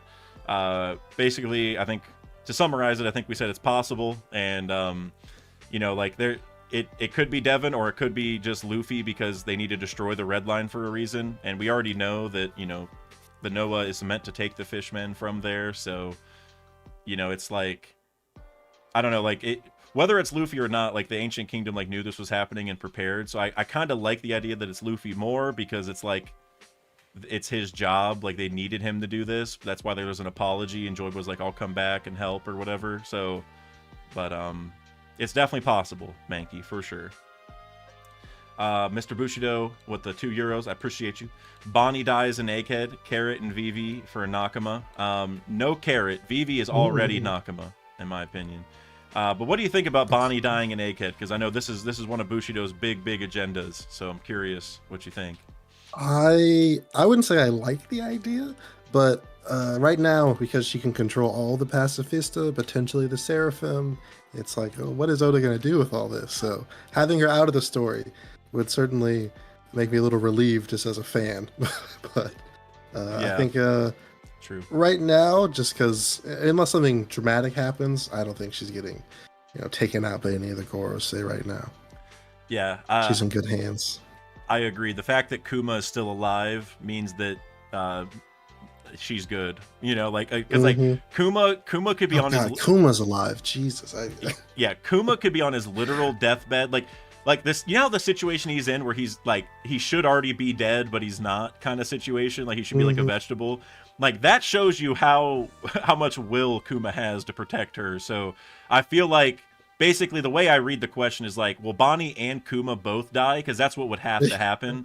And I can't see both dying. And I also can't see just Bonney dying, because leaving Kuma behind without his daughter would be... He'd rather die than that. You know what I mean? Like, he wouldn't... That's not... Like, that... Oda can't do that. Both dying is one thing. We already had that with Whitebeard and Ace a little bit. I doubt that'll be it, but maybe that can kind of work. Like the father and child type situation. That might be a little too much for Viz. Yeah, exactly. Might make him rewrite that. Yeah, I think Kuma's enough. I do think Kuma's gonna die. I think that he might be like the last resort kind of thing. Like they're trying to get out, and maybe like one more push needs to be made, and he'll just get up and do it. Honestly, I'm shocked he's alive still. There was a moment where I thought he was gonna be dead for sure. The next chapter, Bonney was just in Saturn's arms, and now they're both making it out. So. Yeah, good news, I suppose. Yeah, yeah. I mean, we'll see. Like, I'm curious to see how this is all gonna end. How they're gonna escape. Like, whenever I was on a stream, I don't know if it was yesterday with the last arc, or if it was maybe a stream I did a week ago. I've been a lot of streams lately, but one of them, I was just kind of talking about how I felt about Egghead and like how it's dragging on a little bit, or and I know this might be a little controversial for people, but I feel like it's gone down in my rankings since the Kuma flashback ended, because while seeing the Gorosei was cool and like the reveals are cool, it feels like it's dragging for a lot of reasons. And something that I said is like, what would have been better is just as soon as we get back from the Kuma flashback, just have him die when he saved Bonney. Like make it like a huge scene where he just is sacrificed, like he gets there at the last second, just because now we still have to figure that out. Like among all the things we have in the arc, we're like 16 chapters after we got back from the flashback, and he's still not dead. And I'm just like, let's just, that would have been better for me, and we could have maybe already been gone if we hurried it up there. But yeah, I don't know, man. At the very least, after that traumatic flashback, we can't just keep him half alive as a robot now. Yeah. Yep. Let's let him rest. I agree. And actually, I have a little theory about that I want to get your opinion on, actually, because the way that I kind of view the Kuma situation right now, like, you know how Vegapunk was very surprised and he like didn't understand how it was working? Like, he's like, well, you shouldn't be moving. Like, this is crazy. Like, maybe it's because of the Buccaneer special, whatever. Well, something else he doesn't understand is the ancient robot's power source, like the ancient power source in general. And I think where this is going is that Vegapunk like unwittingly recreated a robot running on the ancient power source through Kuma, because you took a living thing running on like a normal will. Like, we go back to the 21 grams of soul comment from Vegapunk. You take a human who has that soul and then turn him into a robot. Well, now you have a robot running on a human soul, essentially, right? Like, that's different than like a cyborg to a degree. Yeah. And so I think the ancient robot is the same thing. I think the ancient power source is like a will from a person. Like, it's that like that robot, like a lot of people have already said this, like that might be the Frankie of Joy Boy's crew, and he just became a full robot eventually. And so that might be how he's running on the ancient power source. He's running on his own 21 grams of soul or whatever, which, that soul could be reasoned to be will, ambition, love, even a lot of ways you could think of it. It's like your core being, like who, what drives you every day. And so I think, but basically Vegapunk recreated the robot through Kuma, and he just hasn't learned it yet. And so I think Kuma, whenever he does die, assuming he does, it's going to be a moment where, like, Vegapunk's dead right now, so maybe it'll be a satellite, or maybe Vegapunk will come back, whatever. But someone's going to make a comment like, "Oh, that explains the whole that now I know how the robot works." You know what I mean? Like, there's going to be like connecting of the dots there. Yeah, it could also sort of tie back into the whole Klabautermon thing from Water 7, because the Mary somehow like kept going. Yep. Like long after it should have been able to. So maybe, I mean, with the Mary, we know that at least we hope no one was turned into the Mary. But with Imith, it's definitely, I definitely like the idea of there just being like it's like just a cyborg, just massive. But yeah, I think if it has anything to do with just like when a soul somehow possesses an item, it just gains a whole new level of sentience. Yeah, it can just be powered by its own will. Yeah, because you think about zone fruits, right? Like, you give a zone fruit to an inanimate object, and then it's alive and moving, and it's like, okay, what's that core thing that gave it life? I think the reasoning we've kind of heard is that it's the will of the fruit, right? Like, the zone fruits have a will of their own. And so that's how I kind of view it, is like the will of their own. Well, you had to take a will from a living thing to do that. For the robots, you just took the will from a person and put it into a robot. Or maybe more directly, you built the robot around the soul, I guess, would be kind of the, like, it's kind of a reverse thing. So yeah, no, I completely agree. And I think, kind of like you said with the Klabautermon, that's almost a situation where like it's granted a soul somehow, or like granted a will, or maybe it like it's like the ship is somehow able to capture the will of the people riding it or something like that. But then if you made it even like a more scientific direct way, then you can have like these robot type things. And I think in addition to that, is it would be cool if they connected shipwrights to the ship in that way, right? Because if we presume that Emeth is the Frankie of Joy Boy, that would be the shipwright. That would make a lot of sense to have all these things kind of tied together in some way. So yeah, so I'd like that connection a lot.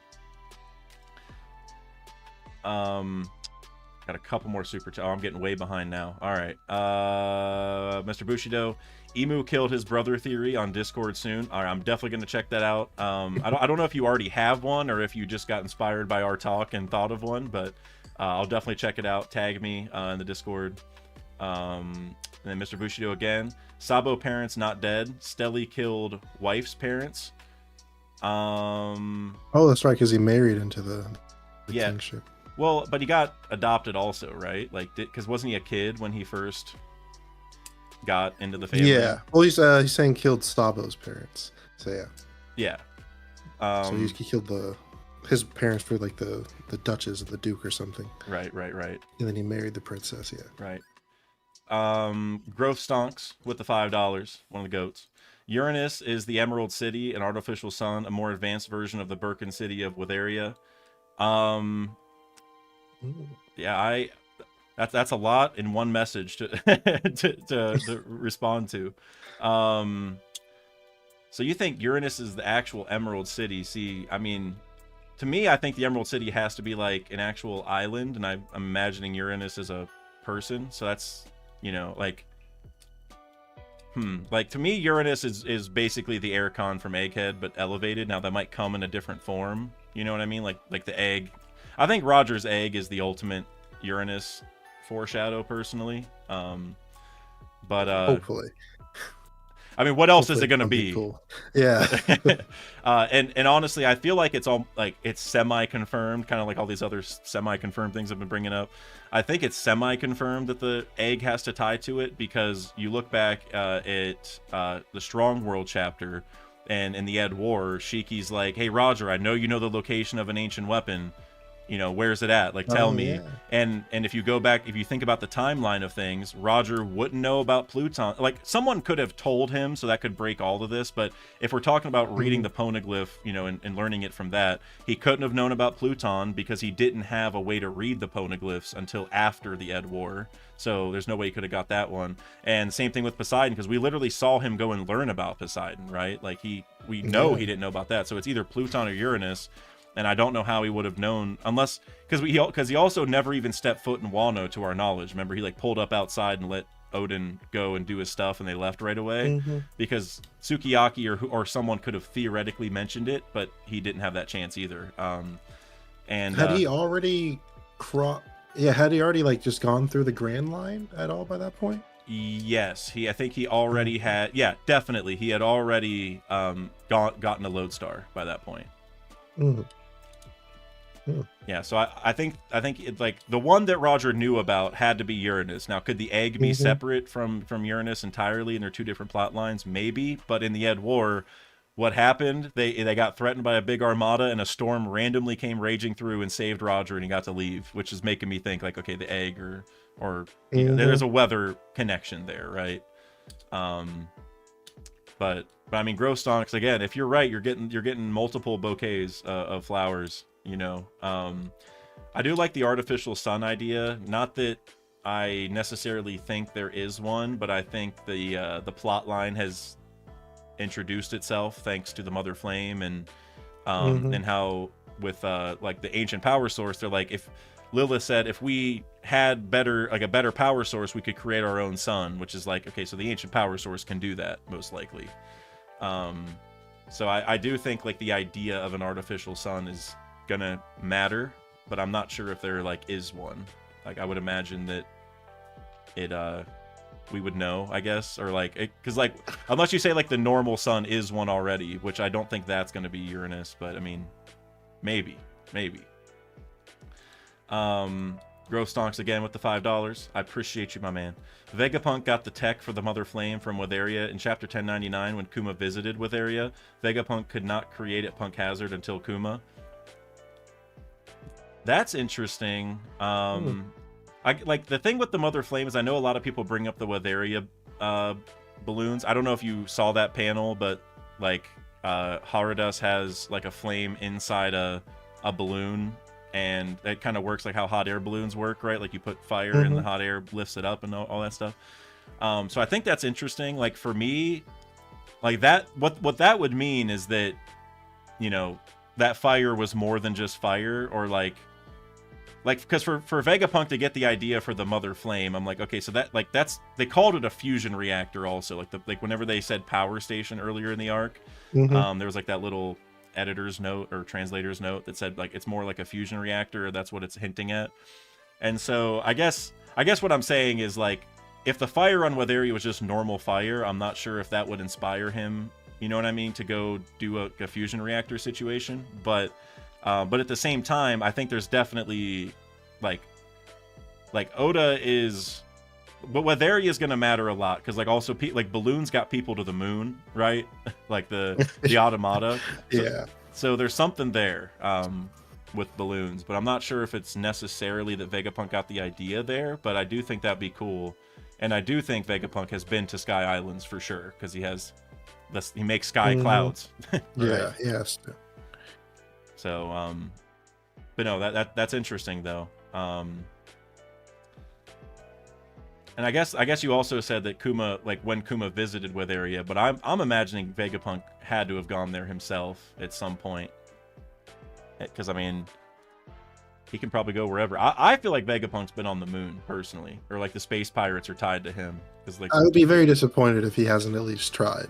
It seems fairly attainable. So yeah. If anyone is gonna do it, it should be him, and we know people did it because they're space pirates, and and they have his head as the Jolly Roger, like a really tall head. Like it's either Vegapunk or Fukurokujo, the ninja from Wano with the tall head. It's either it's one of those two, but I'm sure Vegapunk makes a lot more sense there. So yeah, I mean, I could believe it. What if Vegapunk even used balloons to like get up there the first time or something? he easily could have used his, Vega Force 1 just to fly up. Yeah, well, it has like a limited range though, right? Oh yeah, that's true. Yeah, so unless he can like bring Punk records with him, which honestly, I don't know why he doesn't do that. Like, you know what I mean? Like if you just let it float with him. Yeah, I mean, just put an anti-grav machine in Punk Records itself. You know what I mean? Like whatever you put in the robot, just put that in the brain. Let's see here. A couple more super chats or members messages, I suppose. Let me see if I missed anything on Twitch. Okay, I did not. Thank God. So I sometimes I'm just all YouTube and I forget that I'm dual streaming. Brandon King, one of the all-time goats, member for 10 months, chef of the channel for sure, certified. Enel returns in Elbaf, 100% agreed. Sun God Luffy or Moon Kami Enel. I like that. The Sun God and like Enel is the Moon God in a way. That would actually be pretty cool. And also because Enel like powered the island, and so I'm just thinking like that. You know, talking about power sources and all that stuff, like Enel kind of is his own power source. So having like the sun god, which like the sun is the ultimate power source, and then lightning being like a good but lesser one, I presume. That would be kind of a cool connection there. But I agree that Enel is returning in Elbaf. Do you have any thoughts on Enel coming back? If he does, I hope there's some space pirates with him. If we don't go to space for Raftel, then or Laughtail, then we got to have some space pirates in the story somehow or some way. So I hope he brings some with him. Oh, so that'll be like his at least that'll be his crew. Yeah, because he has no one else right now. The Automata, but he's got to have somebody. He must be lonely. They're not that fun. That's like an army. Some cool space pirates. Yeah, he needs like those commanders. That's a cool idea. I've never even really thought about it because he kind of kicked their ass and just left them behind, So like the last panel we see of Enel, it's not like he's with the space pirates, but it would kind of make sense that like they just sort of team up, or he forces them to listen is probably more likely what happens. Yeah, but you just need somebody to help him with things. Yeah. Growth Stonks, again, member for 7 months. Appreciate you. Shout out to my goat Dak and Crap Cafe, a rising star. Oh, man, thank you very much. Thank you for all your generosity and your theories. Crap Cafe is definitely a rising star.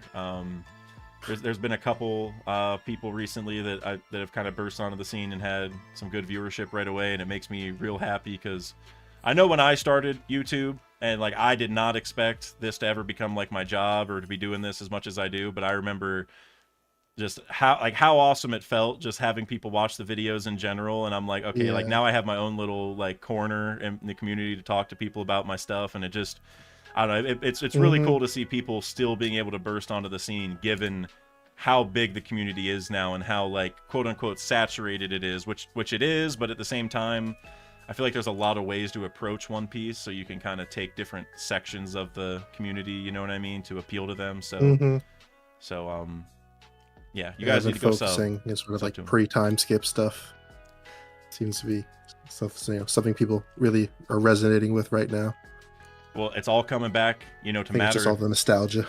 Yeah, no, for sure. I mean, you just did the butterfly effect video, which by the way, I meant to tell you, the text is still green on the thumbnail. I still have to get there, but yeah. Yeah, I mean, if you wanna send me a couple to make sure it's the right shade of yellow, I can definitely help you with that. But I did notice that's a good idea.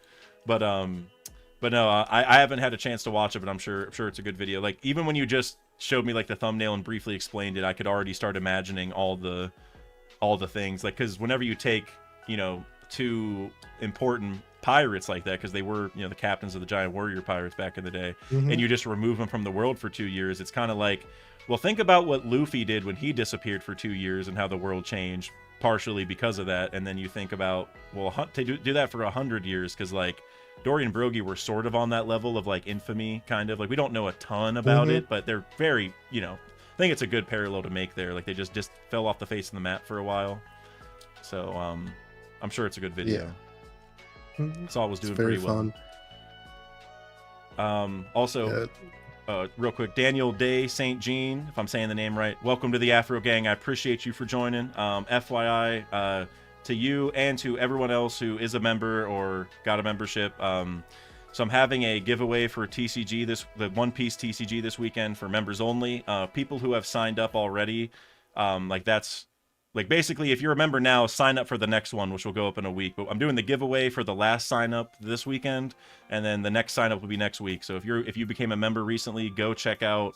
Keep an eye on the community post because there'll be another chance to sign up for free One Piece TCG because we try to do that every month. So just FYI to everybody.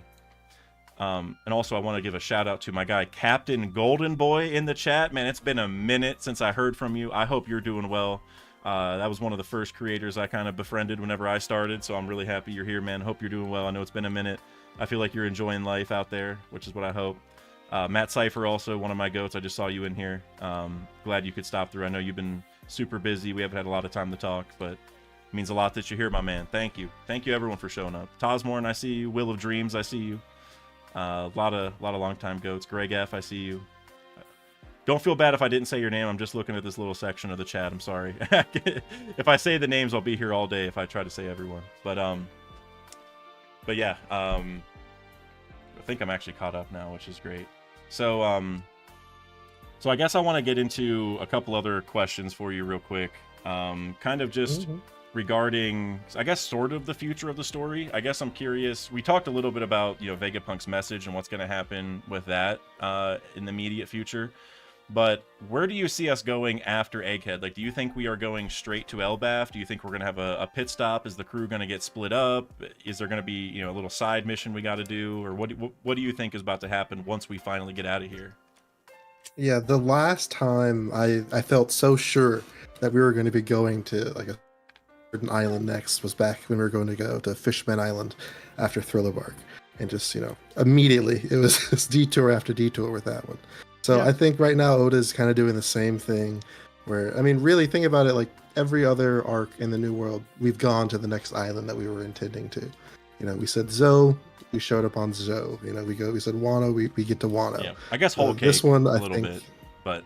Yeah, but I think even Luffy was intending, you know, I wasn't really expecting to go to Wano immediately after Zoe. So that one wasn't as unexpected to me. But right now, I feel like Elbaf is just going to be, if it's not something we see next, we may never see it. We may just go straight to the final saga. Yeah, I don't know. Because how are we going to get back there if things go off the wall now? Well, so I did a video on this a little bit ago, so I think everyone in the chat knows where I'm already leading with this. But I feel like Sphinx Island is a excellent pit stop for us because it's on the way. Because from when Marco was dropped off by Shanks, because Shanks went to Elbaf from Wano, so we know it's between Elbaf and Wano.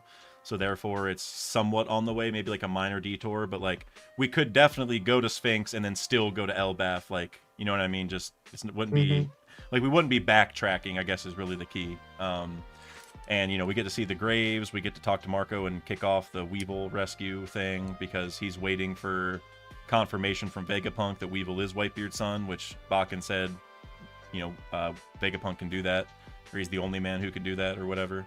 So whether it's Vegapunk or a satellite or just a Punk Records thing, I don't really know how it's going to work. But some way, Marco's going to get that confirmation. And I feel like the fact it was set up that Vegapunk's involved means we probably have to tie it together.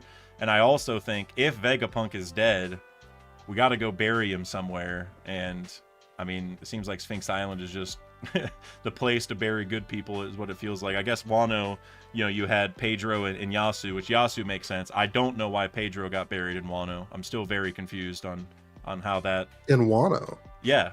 What? Yeah, in the anime, it wasn't shown in the manga, but it's like a semi-canon anime episode because they... I don't know all the logistics of it, but I think it's supposed to be canon because it shows Zoro going and visiting 2 graves before they leave. What did they bury? If I'm not mistaken. I think it's just a headstone.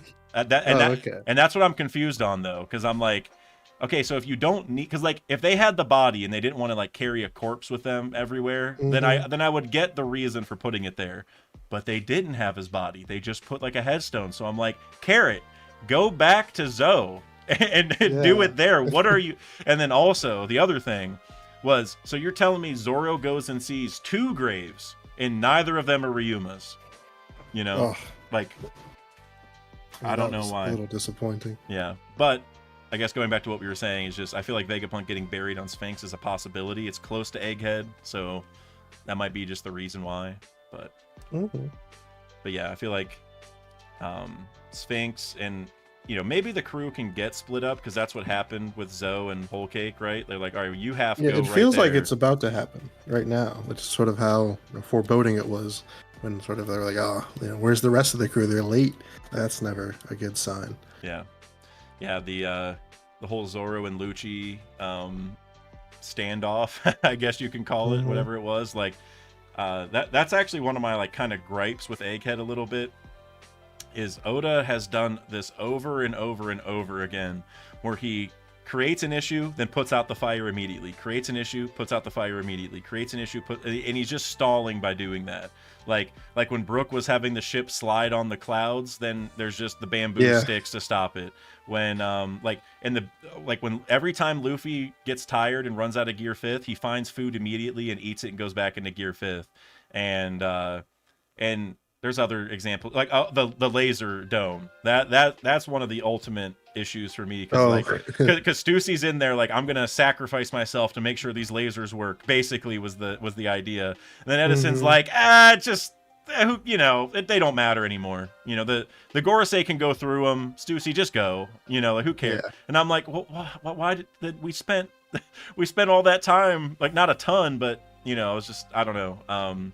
And so yeah, I feel like Oda's just been kind of doing that over and over, just to kind of stretch the message, but make it feel like stuff's going on when it's really not. And so I wonder if the crew getting split up thing, is that Oda just creating a fire just to have a fire? You know what I mean? Just to like create an issue for us to pay attention to, or is that a sign that they're gonna get broken up into different groups? I could definitely see a world where like the ship escapes and they have to stop at Sphinx because there's so much damage to the ship, and so maybe half the crew makes it on there and goes to Sphinx, and then maybe the other half has to get paw-pawed by Kuma one last time or something. So then half of them go right to Elbaf and half go to Sphinx for a quick, like, kind of, I don't know, might be why Kuma's still alive.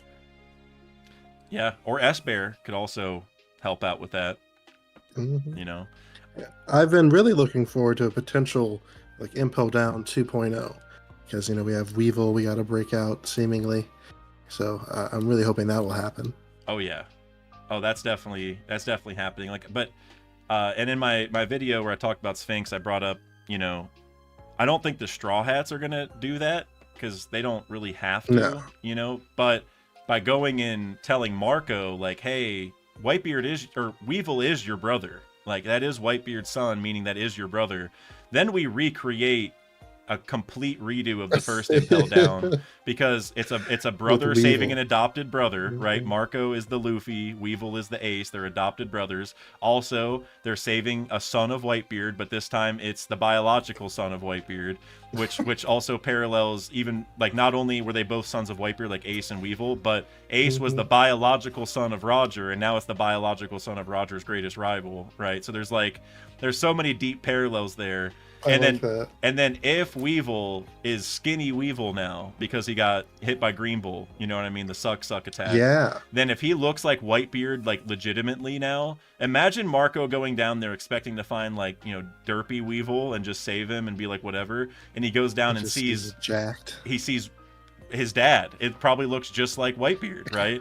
And then I could just see him crying like profusely, like, oh my god, wow, yeah, no matter what, we're saving you, like. And then that could also be the end of the Whitebeard pirates, where like they die trying to save him. There's a lot of, because Oda's got to figure out my fear is that will happen over like a cover story arc. That's my biggest fear about that. It will. Yeah. And speaking of that, where do you see the Wano cover story going? I really hope it ends up with like another member of Blackbeard's crew going there. Maybe that's where the feet will end up, and maybe somebody else. But it just feels weird for them to learn the info that they have from Egghead and not try to act upon it, in some way. I don't think they'll go after Shirahoshi because she's so far, but for them to take a step into Wano, I feel like that's a likely next step. And I agree, and I hope it ends where we see the Blackbeard crew pull up, and then we see the rest in the manga. You know what I'm saying? Like I'd be totally okay with Yamato walking around, seeing the different areas, and just we get a feel for how Wano's kind of developing. Or like, what I want is for her to find out where Kaido and Big Mom went, and that's because that's important. Because if you go back through all the cover stories, a vast majority, like 75% of the cover stories, are basically showing us what happened to the villains we just defeated. Like in the pre-time skip, all of them were that, and in the post-time skip, it's like half. Everything, like obviously in L, there's this Cypher Pole report, even like Hachan Seafloor Stroll, even like Buggy's cover story where he meets Gaimon. There's a million. And it's all like, what happened to that villain? So because in Oda's mind, he's showing us how they got to the place where we're eventually going to see them, right? Where they come back into the story. Like for Crocodile, we even have the Baroque Works one, and we see them get arrested, right? And so then we know, okay, so he is an Impel Down now, and whatever. Like, it's absolutely insane to me that he was planning that far ahead with that one. Like, that was something I didn't read, like, the manga, growing up, so there's certain parts where I haven't read, but just to see that cover story when I just kind of went back and read through all of them, I was like, wow, this is ridiculous. Dude. We literally see which ones are going to be in Impel Down when we get there. Yep. Otis the goat. And in that cover story, like, something that hit me really hard when I was reading through it was, so Miss Golden Week, who her powers need explained, by the way. She is just the craziest character in One Piece in terms of like unexplained powers, in my opinion.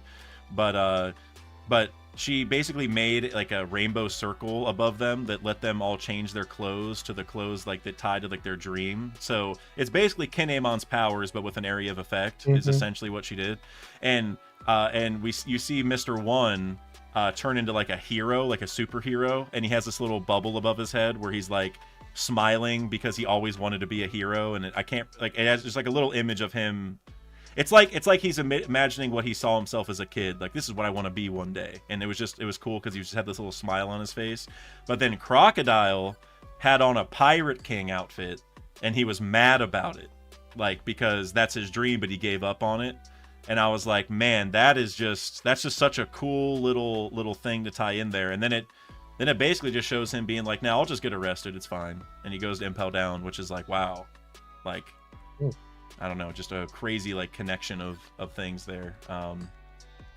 But for the Wano cover story, I think it's going back to Kaido and Big Mom. I think it would just make a lot of sense where Yamato walks around and maybe finds like an idea that I've said since my very first video is that Kaido might just be in the water, stuck there, because he can probably breathe in the water because he has a fish fruit, right? Fish fruit. So he might just be stuck, and maybe Yamato looks in the water and sees Kaido like all beat up, laying there, and that could at least answer half of it. And then for Big Mom, I don't know how that's gonna work because I imagine they got split up. Obviously, we don't actually know that, but I feel like with Oda, I feel like that's what he did there. Is he's like, it's time to get these plot lines separated. Like they were together, they fought the new generation and all that. Now I'm gonna separate them, and I think that would kind of make sense.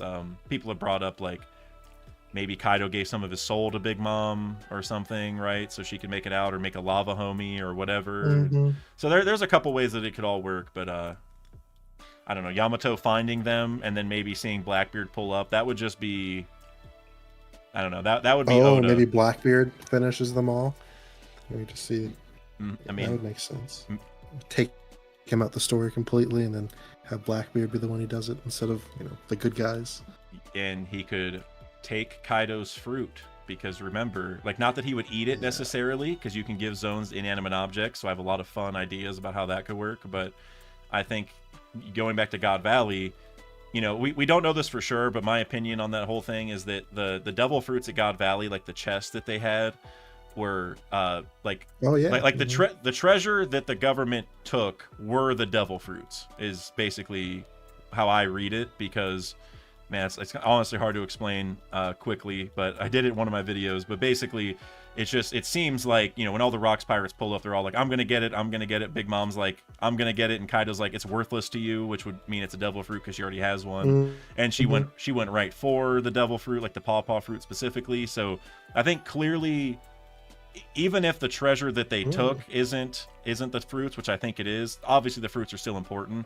And the Kaido's fruit was the most important one. That's the one that Big Mom wanted the most, and then tried to get the pawpaw after. And so it makes me think Rocks had a big emphasis on that fruit then, clearly. And so Blackbeard probably should. And so if Blackbeard does find Kaido in the water, I could see him just laughing at him like, dude, you suck. Like, you're stuck there. You know what I mean? Like, I can easily finish you now. And so, like, it could just be it could be like a Whitebeard moment, because you know how Kaido even said Whitebeard did it right? What if he has the same end as Whitebeard, but without the fanfare? Because that's what he wanted, was like a cool death, But maybe he gets the exact opposite. Like, he still has the embarrassing part of it, but not the cool part of it, if that makes sense. Yeah, I could see something like that. But I'm just glad Yamato's out of the capital. Took like 7 chapters. Yeah, finally. Yeah. God, that was like, that was really getting on my nerves, because I was like, dude, Oda, like, we've seen Kinemon, we've seen Neko, we don't have to do this, you know, like we're good. You would think she'd be more eager to get out as well, because you know they spent their whole lives there, basically. Yeah. Those 2 places, Onigashima and the flower capital. Yep, basically. Do you think Yamato's ever gonna join the crew, or what do you see the future for Yamato? I feel as if she's definitely going to come back, but at this point, it's just going to be at the end of the series when, you know, everyone else does, the whole Grand Fleet, Vivi. Mm-hmm. So, I mean, I think she's going to come back, but I don't think she's going to stick out any more than Carrot will when we eventually see her.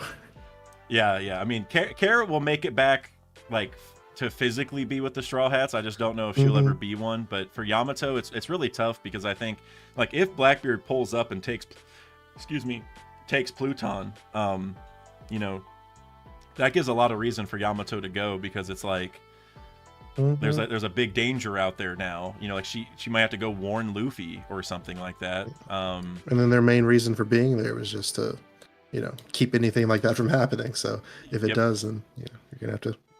No reason to stay at the very least. Yeah, and I think also if Yamato goes and finds like scabbards, quote unquote, or people to kind of join Yamato, then we could get a full parallel of Odin, where Odin went and found scabbards and then left, right? Like then the scabbards were able to protect the island while he was gone, and so now Yamato can kind of do the same thing and like leave these, and maybe the scabbards are like Ulti and Page 1 are part of them. Maybe Yamato finds like some new people, or you know, I'm not really sure how that'll all work, but I feel like that parallel could definitely fit. And then, and honestly, the only like real reason why I want Yamato to join is because I think Yamato and Katarina Devon would be the ultimate Blackbeard and Straw Hat matchup, like, or like the perfect one for Devon, because she's the Crescent Moon hunter. She hunts like pretty women or whatever, and she can turn into other people. So imagine Katarina Devon somehow turning into Odin or something like that.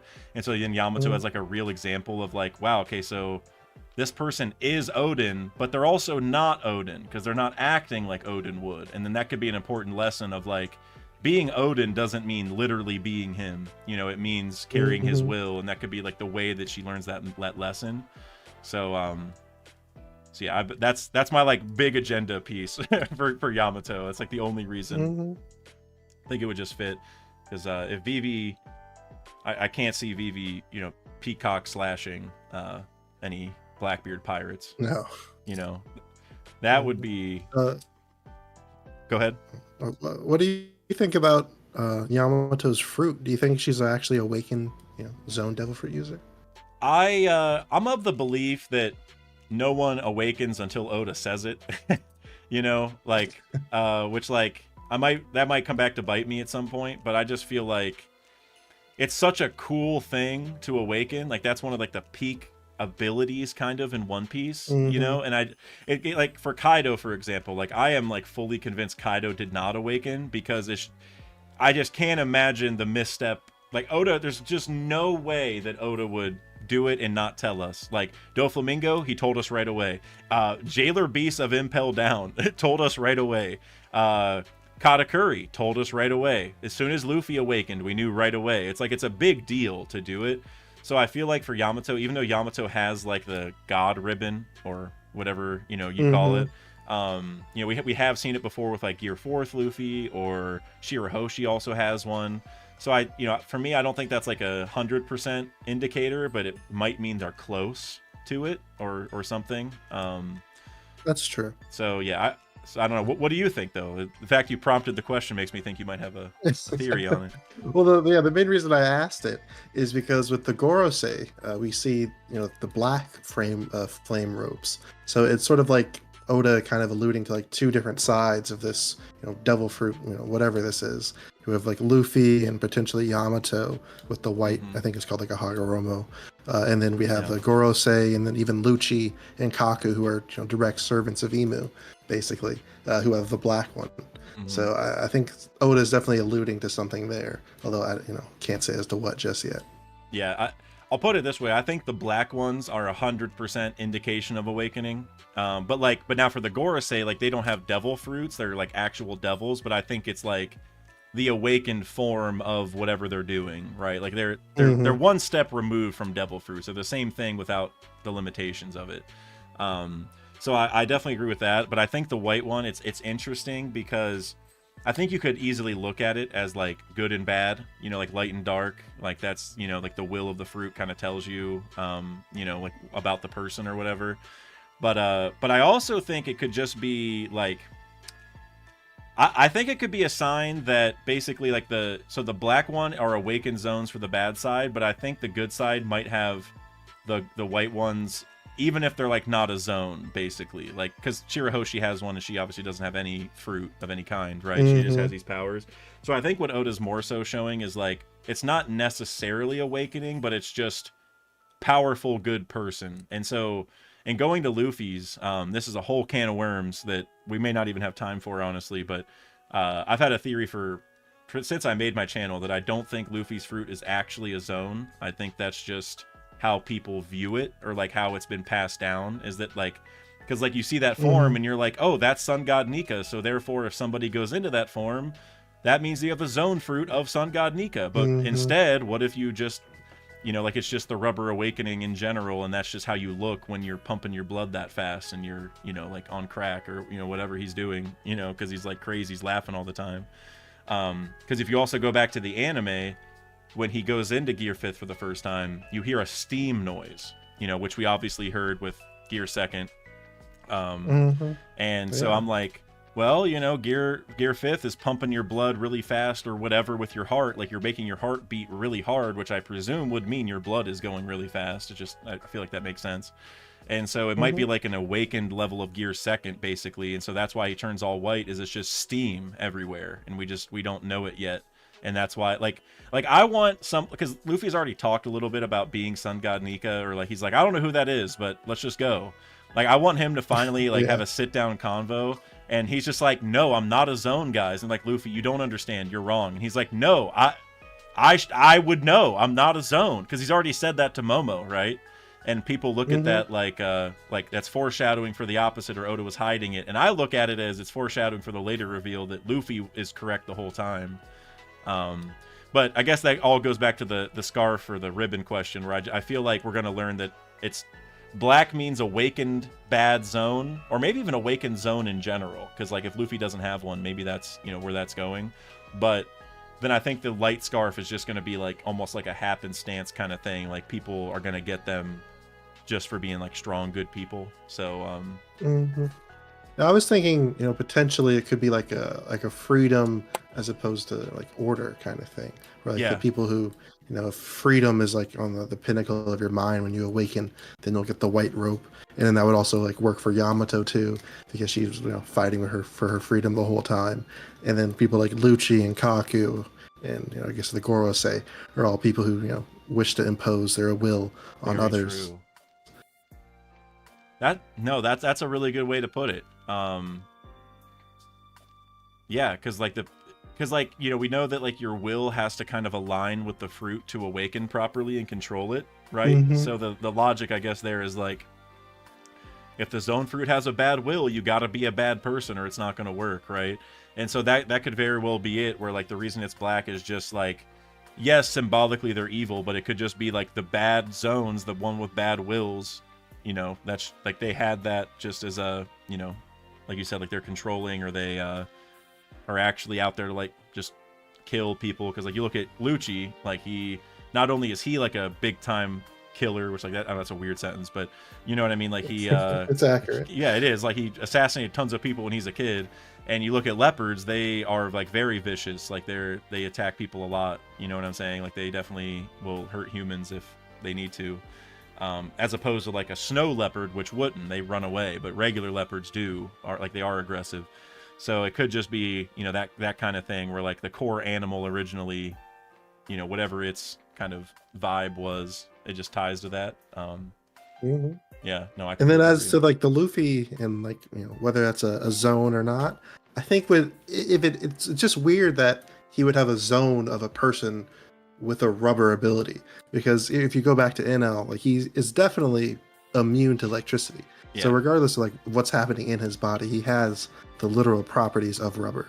So I guess it's a very big coincidence that Oda made a deity with rubber Yeah. abilities who is also a sun god. Yeah, I completely agree with that. Because you also think about like obviously it's a human fruit model of a god, so people are like, oh well, it's just we didn't know because since he's a human, Mm-hmm. he just was always, he still looked like a human, so we just didn't know. And for me, I'm like, well, logically, the way it should work is that there would be a non-rubber form where he's just Luffy, right? If you use a normal zone situation, there'd be the non-rubber form of Luffy, which is like the base level, right? Like with no zone transformation. Then there would be a Nika mode, like even before Awakening, there would be Mm-hmm. a Nika form, which I guess would be the rubber one, and then there would be a hybrid form, which could maybe look just like the Nika form and make him just rubber because maybe he looks just like Nika, or like maybe there wouldn't be much of a difference.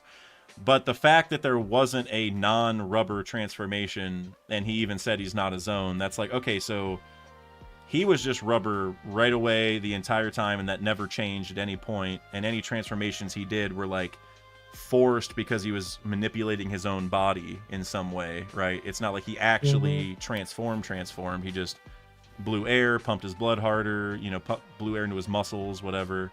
So yeah, I agree. Just the fact that he was rubber the entire time and never wasn't rubber, and also said he couldn't transform or anything, that it's very interesting. And I think it could just be that the Gorosei like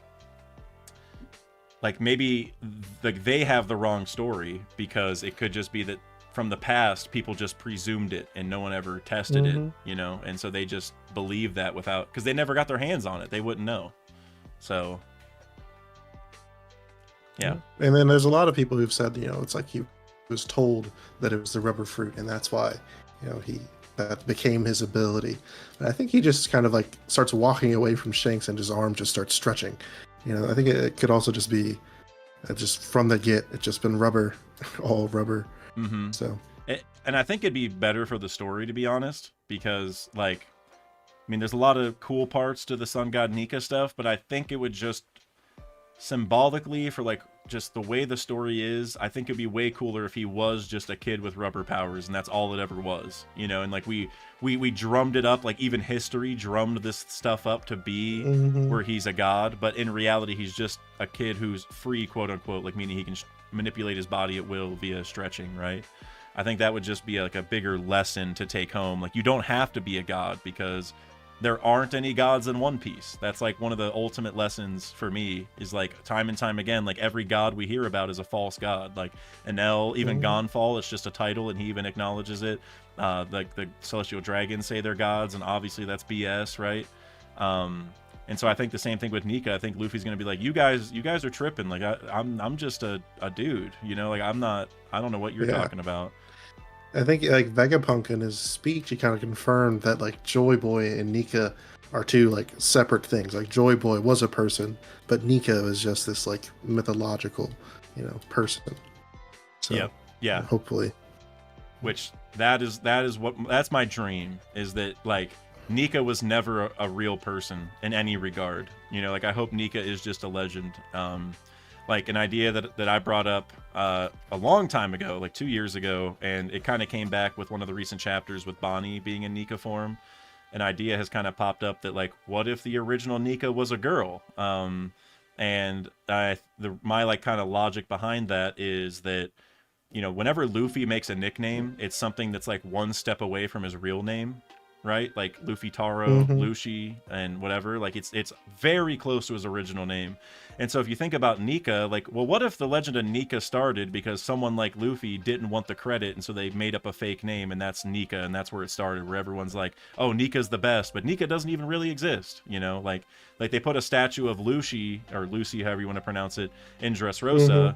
Even though they knew it was Luffy, they still did Lucy, even though Gats told them that was Monkey D. Luffy. Like, they all know that, but they still went with it. They just kind of rode with, with the whole vibe of the whole thing, and didn't want to reveal it. So I think Nika might be the same thing, where maybe their name was very close to Nika because you know, Nika means like two ka, right? Like ni means two, so it's like that's how, like, you know, so the ni means two, so it's like, well, what if the name is just one instead, which would be Ichika, which would be a girl, and that might tie to this whole Bonney thing.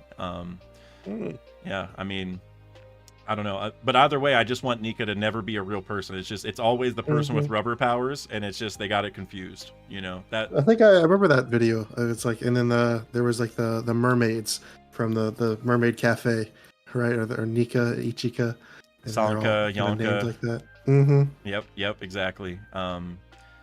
Yeah, because and whenever I did that video, people, like, I didn't know Ichika was a girl's name. I didn't even really think about it or look it up, and people were bringing that up, and like, I don't know, the more I thought about it, I was like, you know, that would, if it's true that Nika is not a real person and is like a imaginative thing, then it would also be really cool if the first one was a girl, because we associate Nika with Joy Boy, and so having you know, having a girl be the first one would be, it would also hit really hard considering Zoro's involvement with like Kuina. You know, obviously that's a swordman specific thing, but to have like a girl be one of the strongest people in history or whatever, that would just be like that's where Oda's cooking, in my opinion.